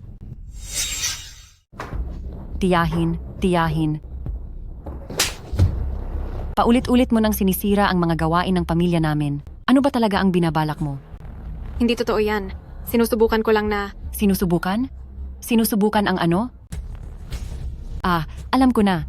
Anak ka sa labas ni pamilyang Luo. Gusto mong ipaghiganti si Luo Ziming. Kaya gusto mong wasakin ang pamilya namin, di ba? Sasabihin ko sa'yo, alam ko ang madumi mong balak, itigil mo na iyan hanggang maaga pa. Kundi sa susunod, pagbabayarin na talaga kita. Hindi maaaring nagkataon lang ang lahat ng ito. Hindi ako naniniwala. Dapat kong malaman ang buong katotohanan. Naku, Ziming po. Kanina po, halos atakihin sa puso ang matandang katulad ko. Tito, huwag ka nang mag-alala. Ako na ang bahalang lunas sa lahat. Kung hindi lang dahil sa ating magkakapatid at ako ang pinakamukhang tatay mo. Diyos ko, ang puso ko. Sa totoo lang, ginagawa natin ito. Para malaman kung sino talaga ang nagpahamak sa tatay ko. Pasensya na sa abala. Walang anuman iyon. Hindi natin hahayaang ang kuya ko ay mawala na lang ng walang katarungan. Tiyahin, ang mga empleyado sa kumpanya. Para sa kooperasyong ito ay ilang gabi nang hindi natutulog. Hindi nyo po kailangang dahil lang kay Shayueki ay kanselahin ang ating usapan. Tiyahin, wag na po kayong magalit. May diferensya sa isip ang babaeng ito. Isa siyang baliw. Wag niyo na po siyang patulan. May diferensya sa isip? Kung ganoon, bukas dalhin niyo siya sa ospital at patingnan ng mabuti ang kanyang kalusugan. Kung talagang may problema siya, hindi naman ako papatol sa isang taong may sakit at maaari na nating ituloy ang ating kontrata. Kung may problema nga talaga siya, hindi ko na patatagalin ang pakikipagtalo sa isang baliw. Kaya ang ating kontrata ay maaari nang ituloy. Sige po, tiyahin. Ay, siya nga pala, tiyahin. Hindi ba't sabi mo mayroon kang isang punong doktor? Bakit hindi ko siya dalhin doon? Para maging patas at kampante ka rin. Ang tinutukoy mo ba ay si Dr. Meng? Pero si Dr. Meng ay napaka-busy lagi. Ngunit dahil siya ay babae ng pamangkin ko, sasabihan ko si Dr. Meng na bigyan siya ng oras para suriin. Napakamaalalahanin niyo talaga. Tiyahin. Kung gayon, mamaya ay dadalhin ko na siya doon. Inaakala niyo ba talaga na si Yan Chen ay ibibigay ako sa inyo? Kuya, hindi ka naman siguro tututol? Dahil ang lahat ng ito ay kasalanan ng babaeng ito. Kapag nagalit si President Kiao, si Pamilyang Luo at si Pamilya Gu ay tiyak na mahihirapan. Kuya, wag mong sabihin kakampi ka pa rin sa babaeng ito. Ilang beses na kitang pinrotektahan? Pero masyadong malala ito ngayon? Pati si President Kiao ay ginalit mo? Hindi na kita kayang iligtas. Yan Chen, hindi. Hindi mo pwedeng gawin ito sa akin. Ilayo siya rito. Yan Chen. Yan Chen? Yan Chen, masyadong importante sa'yo si Shayueki, ano? Kakahatid ko pa lang sa kanya sa silid ng pagsusuri. Sinundan mo na agad siya rito. Nag-aalala lang ako na baka si Shayueki ay maging pabigat sa iyo. Lumapit ka rito. Ikaw na masamang babae. Lumapit ka rito. Kumusta na ang kalagayan ng isip ni Shayueki? Kung mayroon mang problema, handa akong magbayad para sa kanyang gamutan. Kuya, alam mo bang ang babaeng ito ay matagal ka nang niloloko? Bakit baliw na baliw ka pa rin sa kanya? Dr. Meng, na-aksidente na noon si Shayueki sa kanyang pagbubuntis at hindi na siya maaaring magkaanak, posible kayang may iba pa siyang sakit sa katawan? Dr. Meng, sabihin mo na ang totoo. Wala namang ibang tao rito. Ang asawa niyo po ay talagang hindi na magkakaanak, pero hindi po ito dahil sa isang aksidente. Anong pinagsasasabi mo? Yan Chen, hayaan mong tapusin ni Dr. Meng ang sinasabi niya. Ano ba talaga ang nangyari? Ang asawa niyo po ay hindi magkakaanak dahil ito ay likas sa kanya at hindi ito sanhi ng anumang aksidente noon. Hindi po talaga siya kailanman mabubuntis. Hindi siya pwedeng magkaanak. Shayueki, dumating na rin ang araw na ito. Lahat ng pang-aaping tiniis ko noon, mula sa araw na ito, sisiguraduhin kong pagbabayarin kita. Ang sinabi ni Dr. Meng, lahat ba iyon ay totoo? Hindi. Yan Chen, magkaibigan si Dr. Meng at si Tita. Alam mo naman, na dati pa ay hindi na ako gusto ni Tita. Ang ibig mo bang sabihin, nakipagsabuatan ako kay Dr. Meng para palabasin na hindi ka pwedeng magkaanak? Sa kondisyon mo, maraming doktor ang pwedeng makapagpatunay niyan. Kung hindi nagtitiwala sa akin si Mr. Gu, maghanap na lang kayo ng ibang eksperto. Dr. Meng, meron pa bang ibang kailangang malaman? Ang asawa niyo po ay? Hindi ko siya asawa. Shayueki, maliban sa pagiging baog, mula nang ipanganak, maayos naman ang lahat sa kalusugan niya. Imposible. Noong nagpa-check up siya, kasama niya ako noon. At wala namang sinabing hindi siya pwedeng magkaroon ng anak. Kakacheck ko lang ng medical record niya. Ang doktor na gumawa niyan, dahil sa peking mga dokumento, ay nasa loob na ng kulungan. Kailangan niyo pa bang pumunta sa kulungan bago kayo maniwala sa mga sinasabi ko? Brother, ang babaeng ito ay simula pa lang, ay niloloko ka na. Totoo ba ang lahat ng sinasabi nila? Magsalita ka.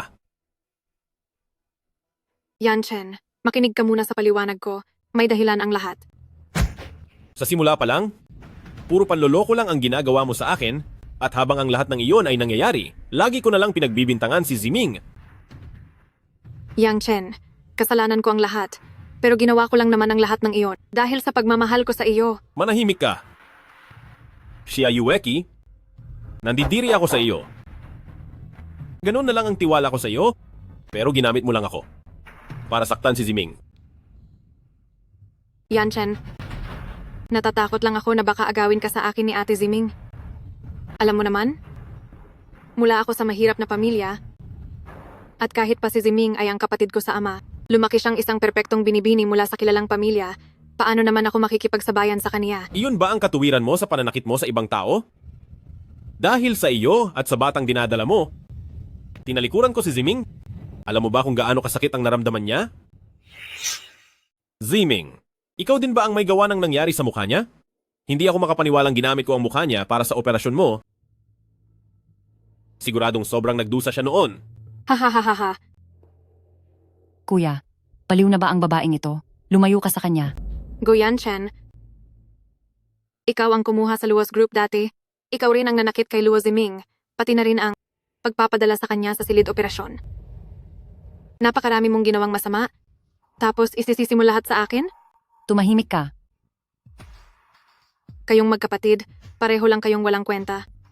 Nagkatulong pa kayong saktan si Gu Feifei hanggang sa mawalan siya ng kakayahang lumakad. Mas kawawa naman si Leng Xiao mo. Gu Shanshan, binulag mo ang kanyang paningin. Asawa mo lang siya sa pangalan, pero sa katotohanan ay sunod-sunuran lang siya. Kayong mga narito, kaladkarin siya palabas. Bitawan niyo ako. Gu Shanshan, anong karapatan mong huliin ako? Sandali lang. Xia Yuwiki. Dapat na ay sa akin mo na siya ipaubaya, di ba? Tiyahin, ano ba ang ibig mong sabihin? Ang dahilan kung bakit dinala ko si Xia Yueki dito ay siguro alam na alam ni na Shanshan at Yanchen, hindi ba? Dahil ang kanyang mental health exam ay nagpakitang wala siyang problema. Ibig sabihin ay sinasadya niya akong hiyain. Paulit-ulit na lang niyang sinusubukan ang pasensya ko. Sa tingin ko ay dapat ko siyang iwan dito sa akin. Pag-iisipan ko ng mabuti kung paano siya parurusahan. Mabuti iyan, kaysa iuwi pa siya at makikipagkita pa siya muli kay kuya.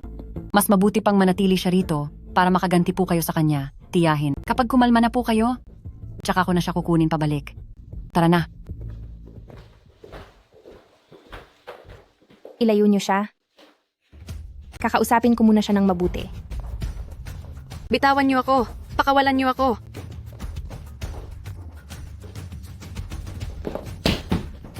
Anong karapatan niyong ikulong ako? Gusto ko nang makita si Yanchen. Tumigil ka na. Kung may pakipa si Yanchen sa iyo, kanina ka pa niya pinuntahan dito.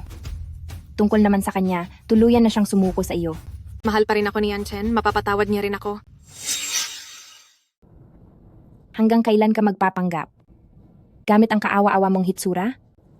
Katanong mo lang sa akin kung anong karapatan ko para ikulong ka rito. Ginawa ko ito dahil may atraso ka sa akin. Anong kasalanan ang ginawa ko sa iyo? Dahil ang mukhang iyan na suot mo ay akin. Ikaw si Luo Ziming? Bumalik ka ba para maghiganti? Paghiganti? Siyempre, dapat lang akong maghiganti at kukunin ko ring muli ang lahat ng sa akin. Xia Yueki. Ngayong nahulog ka na sa mga kamay ko, huwag mo nang asahan na makakaalis ka pa ng madali. Alam ni Yanchen na narito ako. Hindi mo ako maaaring saktan. Sasaktan ka? Masyadong madali iyon para sa iyo. Ziming, handa na po ang operasyon, maaari na po tayong magsimula anumang oras. Operasyon? Anong operasyon? Ano ang gagawin mo? Noon, naloko mo si Yanchen, kaya kinuha nila ang balat ko para sa operasyon sa mukha mo. Ngayon naman, may gagawin akong pabor para sa iyo. May bumbero rito sa ating lungsod na nasugatan dahil sa sunog at kailangan niya ng maraming balat. Kaya gagamitin ko ang mukha mong iyan. Kukuha ako ng balat mula riyan para ibigay sa kanya. Ipaubaya ko na sa iyo ang mga natitirang gagawin at tandaan mo, huwag kang gagamit ng pamanhid. Hindi pwede. Hindi maaari.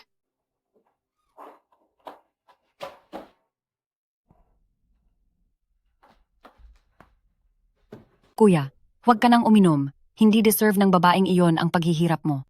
Hindi dahil kay Xia Yueki kaya ako nagkakaganito. Nagsisisi lang ako na hindi ko agad nakita ang tunay niyang pagkatao. Ang babaeng iyon, panay ang sabi na para sa iyo ang ginagawa niya, pero sa tingin ko, ginagawa niya lang ang lahat para sa sarili niya. Buti na lang at hindi ka nabulag ng tuluyan dahil hindi ka naman talaga nagpakasal sa kanya. Nanghihinayang lang ako dahil ang isang mabuting babae na gaya ni Ziming ay naitulak sa alanganin. Bakit mo pa ba iniisip ang tangang babaeng iyon? Wala lang ba? Wala lang ba para sa iyo ang lahat ng ginawa ko? Hindi mo ba nakikita? Shanshan, anong sinasabi mo? Magkapatid tayo. Ang sayang naman, dahil ang isang mabuting babae gaya ni Ziming ay itinulak sa hangganan. Bakit mo pa rin iniisip ang hangal na babaeng iyon? Huwag mong sabihin. Pagkatapos ng lahat ng mga ginawa ko para sa iyo, hindi mo ba nakikita iyon? Shanshan, anong sinasabi mo? Magkapatid tayo. Alam ko. Alam ko noong bata pa tayo, brother. Ginawa mo ang lahat para protektahan ako. Ngayong malaki na tayo, gusto rin kitang protektahan. Para makuha mo ang lahat ng kay Pamilya Gu, pininsala ko ang binti ni Gu Feifei. At para hindi ka malamangan ni Leng Xiaomo, pinarusahan ko siya at pinatulog ng habang buhay. Lahat ng ginawa ko ay para lang sa iyo. Brother, noong lumaki na si brother, posibleng magmahal ka ng ibang babae, pero gusto ko na ang palaging kasama mo ay ako lang. Marami na akong nainom ngayon. Ituturing ko na lang na hindi ko narinig ang mga ito? Kaya huwag mo na itong uulitin pa.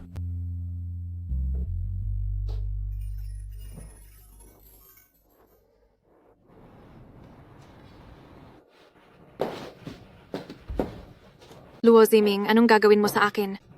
Dati ay kumuha lang ako ng kaunting balat sa likod mo. Pero ngayong araw, kukuhain ko na ang nararapat para sa akin. Sana ako ang makakasama mo sa buhay, habang buhay. Napakarami ng nainom ko ngayon. Ituturing ko na lang na hindi ko narinig ang mga sinabi mo? Huwag mo na itong uulitin sa susunod.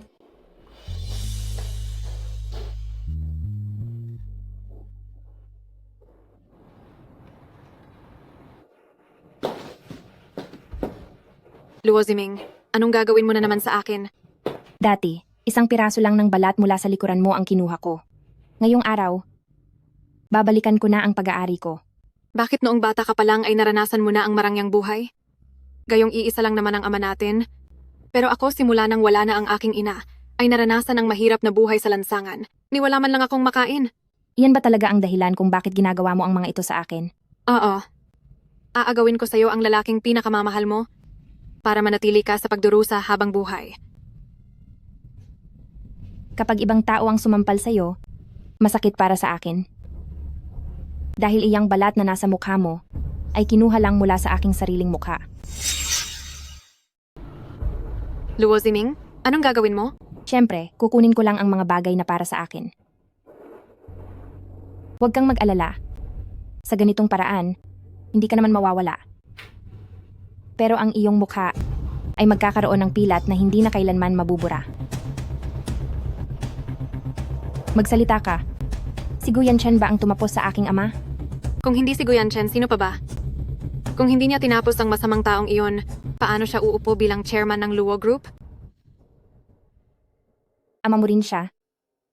Paano mo nakuha na sumama sa taong nanakit sa kanya? Ama, ang isang gaya ni Luo Chang na walang kwenta ay hindi nararapat manatili rito. Wala kang karapatang pagsalitaan ng ganyan si Papa. Nung nawala ka, baliw na baliw siya sa paghahanap sa iyo sa buong lungsod. Dapat ay matagal na naming naisip ni Mama ito. Pero kailanman ay hindi namin matanggap na mayroon siyang anak sa labas na katulad mo. Dapat ay matagal na naming naisip ng nanay ko. Kaso kaming dalawa ay ayaw lang aminin na mayroon siyang anak sa labas na katulad mo. Hindi maaari. Noon pa man ay pinabayaan na niya kaming mag-ina. Ziming, nahanap ko na ang gamot para sa paggamot kay Young Master Leng. Tila nandoon iyon sa Pamilya Gu. Teka, siya Yuechi. Magpapatawag agad ako ng taong hahabol sa kanila. Maghintay muna kayo. Dahil narito na tayo sa puntong ito, hindi na ako natatakot na malaman ng iba ang pagkakakilanlan ko. Mas mahalagang mailigtas si Xiao mo. Tayo na. Yan Chen. Anong nangyari sa mukha mo? Yan Chen. Noong pilit akong sinasaktan ni Luo Ziming, iniisip mo pa rin siya rito. Hindi mo ba nararamdaman ang hirap ko? Anong sinabi mo? Sinaktan ka ni Luo Ziming? Hindi mo pa alam, pero dumating na ang oras na ikaw naman ang naisahan at naloko. Ang tiyahin mo, siya ay si Luo Ziming. Ano? Ang dati mong asawa, ngayon ay biglang nagbago at naging tiyahin mo na. Pati ang mga anak niya, kahenerasyon mo na rin. Napakakatawa, di ba? Mga anak? Kumusta po kayo, pinsan at pinsan? Napakagalang naman ni Pinsan. Ilang taon ka na? 5 na po. 5 taon? Sa akin ang batang iyan. Hindi maaari. Hindi posibleng magkaanak kayo sa isa't isa. Yanchen, pwede ba tayong magsimula muli? Mahal kita. Sabihin mo sa akin ang totoo, ang sunog na iyon, si Luo Ziming ba talaga ang may gawa? Nagpapatunay ang larawang ito na si Luo Ziming noong oras na iyon ay nasa Hawaii para magbakasyon. Siguro nagkamali lang ako ng alaala, pero ang sunog na iyon, siguradong may kinalaman si Luo Ziming. Maniwala ka sa akin, si Luo Ziming ay hindi mabuting tao.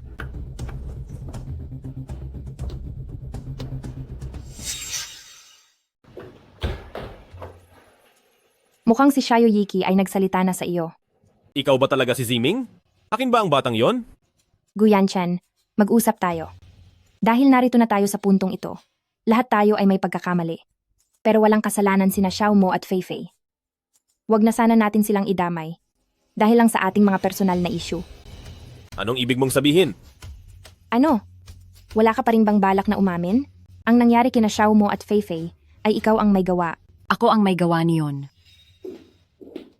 Hindi ko akalain na ganito kakatibay. At hindi ka nawala. Hindi ba't gusto mong maghiganti? Sa akin ka humarap? Huwag mong idamay ang kuya ko. Shanshan, tumigil ka na. Handa akong gawin ang lahat para sa iyo. Inaamin ko, ako ang may gawa ng lahat ng ito.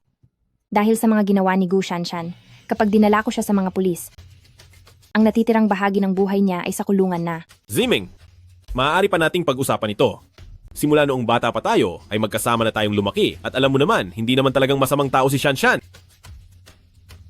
Maaari akong pumili na huwag mag-report sa mga pulis, pero may kailangan ako bilang kapalit niyon.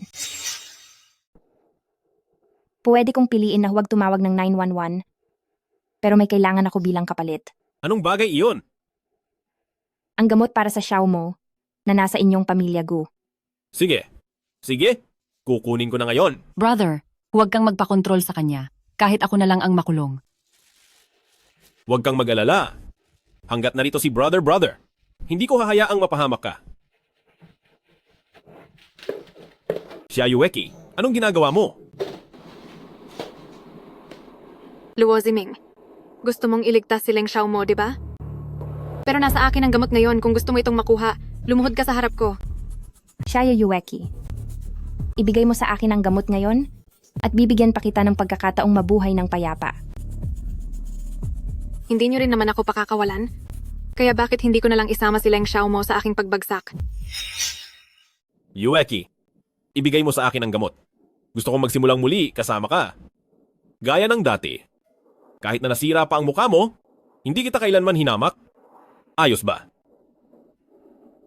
Gu Yanchen, alam mo ba? Noong 16 na taong gulang pa lamang ako, tinrato ako ng masama ng katiwala. Pero dumating ka na parang isang tagapagligtas sa mundo ko.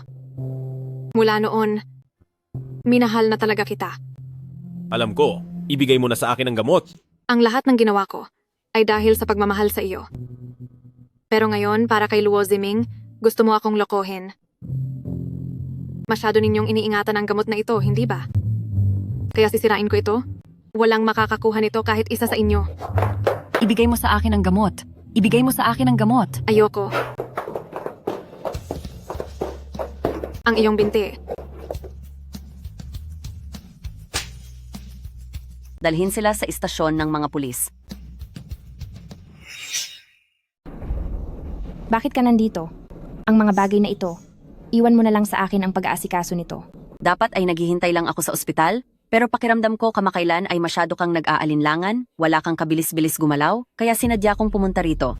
Mabuti na lang at dumating ako, kung hindi ay ang napakahalagang gamot na ito ay masisira lang ni Xiaoyueki. Ate, alam kong ang ginawa ni Shanshan sa iyo ay talagang sobra. Pero dahil sa dulo ay pareho tayong tauhan ng pamilya Gu, maaari naman nating pag-usapan ng maayos ang lahat. Napakaganda naman ang sinabi ni Yanchen. Pero noong kakabalik ko lang sa bansa, ay hindi na nakapaghintay si Gu Shanshan, Nabalian ako ng 2 binti. Sa tingin mo ba, itinuring niya ako bilang tao ng pamilya Gu?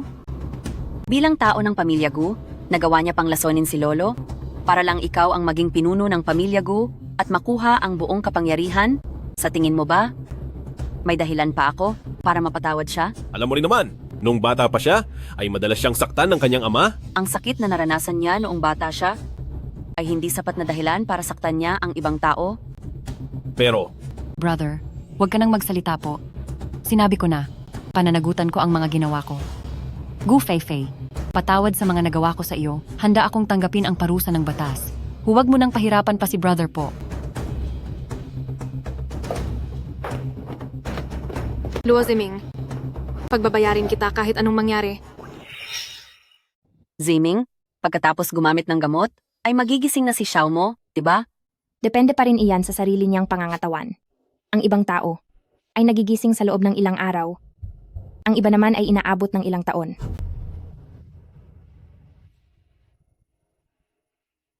Xiao mo, gising ka na. Fei, nandito ka ba sa tabi ko sa buong oras? Nandito lang ako palagi. May magandang balita ako sa iyo. Dahil sa tulong ng kaibigan ni Ziming na si Dr. Meng, ay gumaling na ang binti ko, maaari na akong tumayo.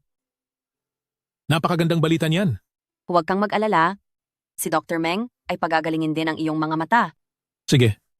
Siya nga pala. Nasaan si Ziming? Nandito ako. Ziming, Huwag kang mag-alala. Tiyak na hahanap ako ng taong makakapagpagaling sa iyong mga mata. salamat po sa inyong paghihirap.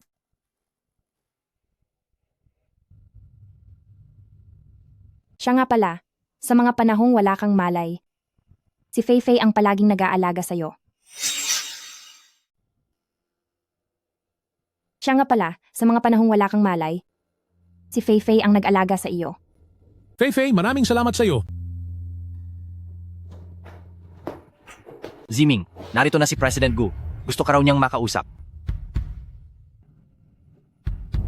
Mag-usap muna kayo.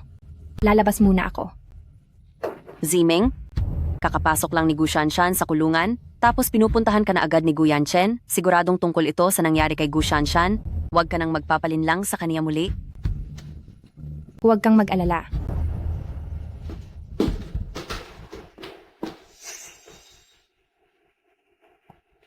President Gu, ano na namang pakitang tao ito? Kung gusto mong iligtas si Gu Shanshan, hindi mo na kailangang gumawa pa ng ganitong eksena. Ziming, alam kong sa loob mo ay galit ka pa rin sa akin, pero sa totoo lang, sa lahat ng taong lumipas ay hindi kita kailanman nakalimutan. Gusto kong magsimula tayong muli. Maaari ba? Magsisimulang muli? Gu Yanchen, napakawalang hiya mo talaga. Huwag mong kakalimutan kung sino talaga ang dahilan kung bakit wala na ang papa ko. Maaaring marami akong nagawa sa iyong pagkakamali, pero hinding-hindi ko idinamay ang ama mo. Kung ganoon, pinalalabas mo bang pinagbintangan ka lang ni Xiaoyueki? Kaya kong manumpa na wala akong kinalaman sa pagkawala ng ama mo. Ziming, alam ko na marami kang dinanas na hirap noon, handa kong gamitin ang buong buhay ko para bumawi sa iyo. Bigyan mo lang ako ng isa pang pagkakataon. Kung ganoon, kahit anong ipagawa ko, gagawin mo talaga, tama? Basta't kaya ko, ibibigay ko ang gusto mo. Sige, gising na si Xiao mo ngayon, kaya ibalik mo na ang lahat ng mga shares na kinuha mo mula kay Xiao mo. Ano? Bakit? Pagdating talaga sa pera, masyadong mabilis ang reaksyon mo. Napapaisip tuloy ako. Sa katapatan mo, President Gu. Pumapayag ako. Gu Yanchen, huwag mong isipin na maniniwala ako sa iyo ng ganoon kadali. Ibig sabihin ba, kahit ano ang iutos ko sa iyo, gagawin mo ang lahat, tama? Hanggat kaya ko, gagawin ko para sa iyo. Sige, gising na ngayon si Xiao mo, kaya ibalik mo na ang lahat ng mga shares na kinuha mo kay Xiao mo. Ano? Bakit? Kapag pera na ang pinag-uusapan, masyadong mabilis ang reaksyon mo? Dahil dyan, nagdududa na ako. Sa katapatan mo, President Gu. Pumapayag ako. Gu Yanchen, huwag mong isipin na napakadali mo akong mapapaniwala. Xiao mo, Fei. Mayroon siyang gustong sabihin sa inyo. Yanchen, Xiao mo? Ito ang mga shares na nakuha ko mula sa pamilya Leng noon. Ibabalik ko ang lahat ng ito sa iyo. Ituring mo na lang itong paraan ni Shanshan para humingi ng paumanhin sa iyo. Teka, Ziming, ayos lang ba ito?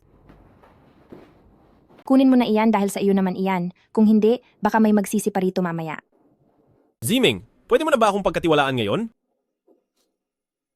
Magtiwala sa iyo. Kung ganoon, patunayan mong wala kang kinalaman sa nangyari sa ama ko.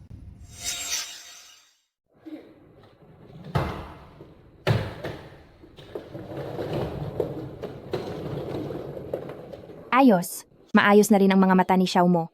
Tama ka. Maraming salamat sa pag-aalaga ninyo sa akin. Tulungan mo kaming ibaba ang mga kahon.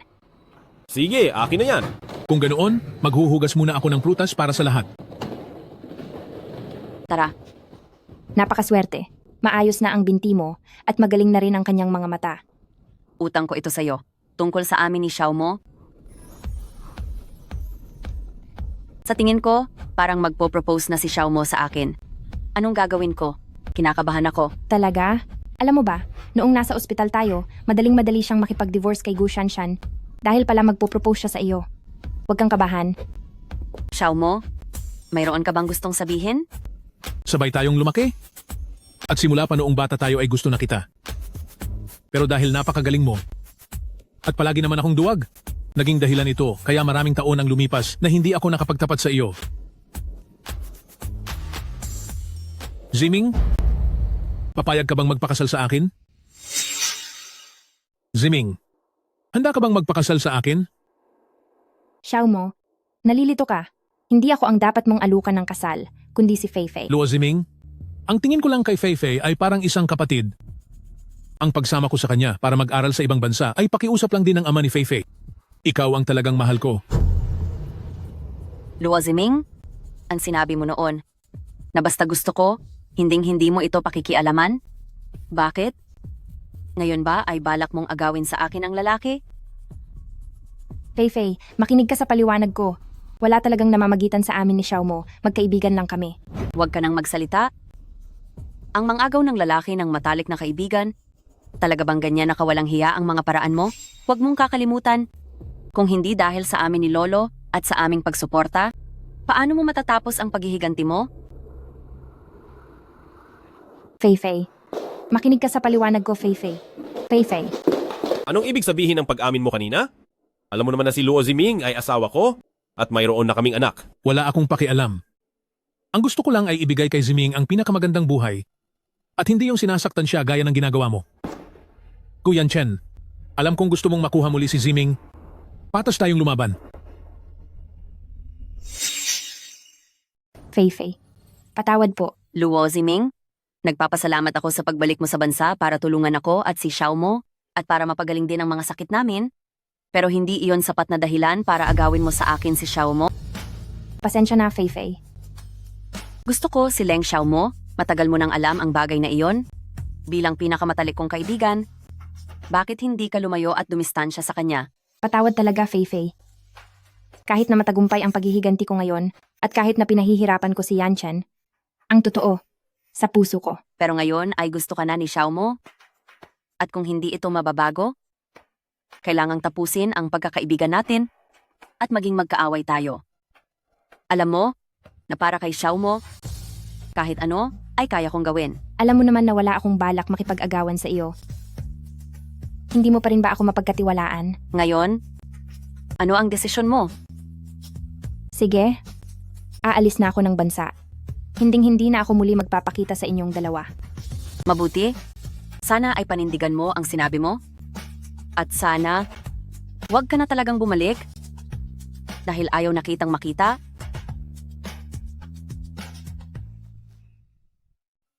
Sige, sana ay panindigan mo ang sinabi mo at huwag ka na sanang bumalik kailanman. Ayaw na kitang makita pa.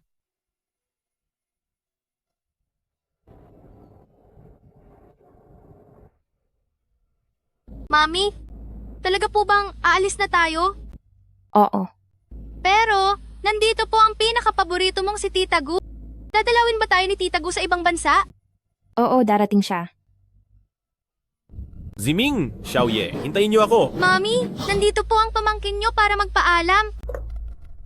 Maglaro ka muna doon sa malayo. Sige na. Anong ginagawa mo rito? Nangako akong babawi ako sa iyo kahit sa ibang bansa pa iyan. Sasama ako para alagaan ka. Ziming, alam kong marami akong nagawang pagkakamali sa iyo noon. Pero pakiusap, bigyan mo pa ako ng isa pang pagkakataon. Gusto ko ring magkaroon si Xiaoye ng tatay at ng isang buong pamilya. Sa tingin ko ay hindi na iyan kailangan. Pero pakiusap, bigyan mo pa ako ng isang pagkakataon. Gusto ko ring magkaroon si Xiaoye ng isang ama at ng isang buong pamilya. Sa tingin ko ay hindi na iyon kailangan. Hindi kailanman kakailanganin ni Xiaoye ang isang amang katulad mo. Sa isang taong marumi ang mga paraan at gagawin ang lahat makuha lang ang gusto, mas pipiliin ko pang lumaki si Xiaoye sa isang pamilyang may iisang magulang. Ziming, tunay na akong nagsisisi. Inilipat ko na ang lahat ng ari-arian ng Luo Group sa pangalan mo. Pakiusap, bigyan mo pa ako ng isang pagkakataon. Dati ay sobrang tiwala ko kay Xia Yueki. Ipinapangako kong aalagaan ko kayo. Xiaoye? Xiaoye. Anong gagawin ko? Huy, Luo Ziming, hindi mo inaasahan ito, di ba? Nakakalabas na ako ng kulungan sa pamamagitan ng piyansa. Pumunta ka ritong mag-isa para hanapin ako. Huwag kang tatawag sa pulis. Dahil kung hindi mo na kailanman makikita ang anak mo.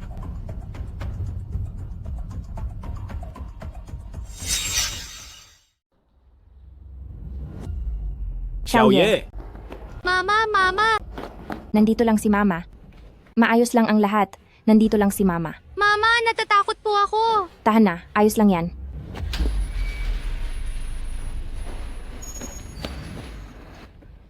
Luo Ziming, di ba sabi ko mag-isa ka lang dapat pumunta? Bakit isinama mo pa pati ang aking kuya Yanchen? Pero ayos na rin ito, para magkasama-sama ang inyong pamilya nang hindi kayo malungkot. Xia Yueki, itigil mo na ito. Sumuko ka na sa batas, dahil iyon lang ang tanging paraan mo. Hindi kita pinatawag sa mga pulis. Pero bakit kung makapagsalita ka ay parang pulis? Masyado kang madaldal? Mag-ingat ka, baka mamaya ay tapusin ko ang buhay niyo sa harap ng maraming tao. Xia Yueki, ako na lang ang saktan mo. Ako ang may pagkakasala sa iyo. Walang kasalanan sina Ziming at Xiaoye. Paalisin mo na sila at ako ang maiiwan dito. Naku, Kuya Yanchen, sa ganitong pagkakataon, nagawa mo pa talagang magkunwaring matapang at tapat. Ilang masasamang bagay ang ginawa ko para sa iyo. Minahal kita ng buong puso. Pero sa huli, ang mahalaga lang sa iyo ay kung kaninong sinapupunan ang makakapagbigay sa iyo ng anak. Kayong tatlo, sabay-sabay kayong maglalaho. Nang magkakasama kayo sa huling hantungan.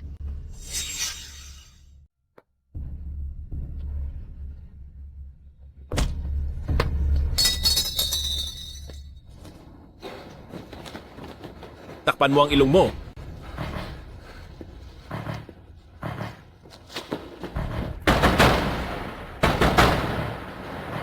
Yanchen, huwag kang masyadong gumalaw, kundi mahihirapan kang huminga. Yanchen. Ziming, hindi ko hahayaang mangyari ang masama sa inyo ni Xiaoye at hindi ko kayo pababayaan. Yanchen, gumising ka po. Huwag kang matulog, Yanchen. Yanchen, pakiusap, huwag kang matulog, Yanchen.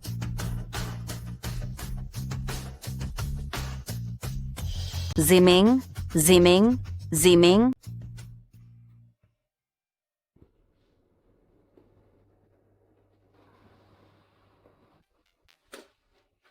Ziming, gising ka na po, Ziming? Patawad po. Masyado po akong naging matigas ang ulo at pasaway. Manatili ka po, huwag kang aalis. Okay po ba? Fei, kailangan mong maniwala sa akin. Kami ni Xiao mo. Nasaan si Xiaoye? Huwag kang mag-alala. Ayos lang si Xiaoye, naiuwi na siya sa bahay. Kumusta naman po siya?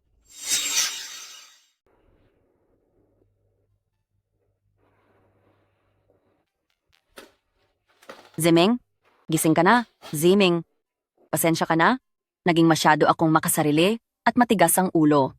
Manatili ka rito. Huwag kang aalis, please. Fei, kailangan mong maniwala sa akin, ako at si Xiao mo. Nasaan si Xiaoye? Huwag kang mag-alala. Maayos lang ang kalagayan ni Xiaoye. Naiuwi na siya sa bahay. Paano naman siya? Sabi ng doktor, masyado siyang maraming nalanghap na lason, Inoobserbahan pa siya sa ngayon at hindi pa siya ligtas? Guyanchen, hindi ba gusto mong pumunta sa ibang bansa para alagaan kami ni Yezi? Kapag gumising ka ngayon, papayagan na kita.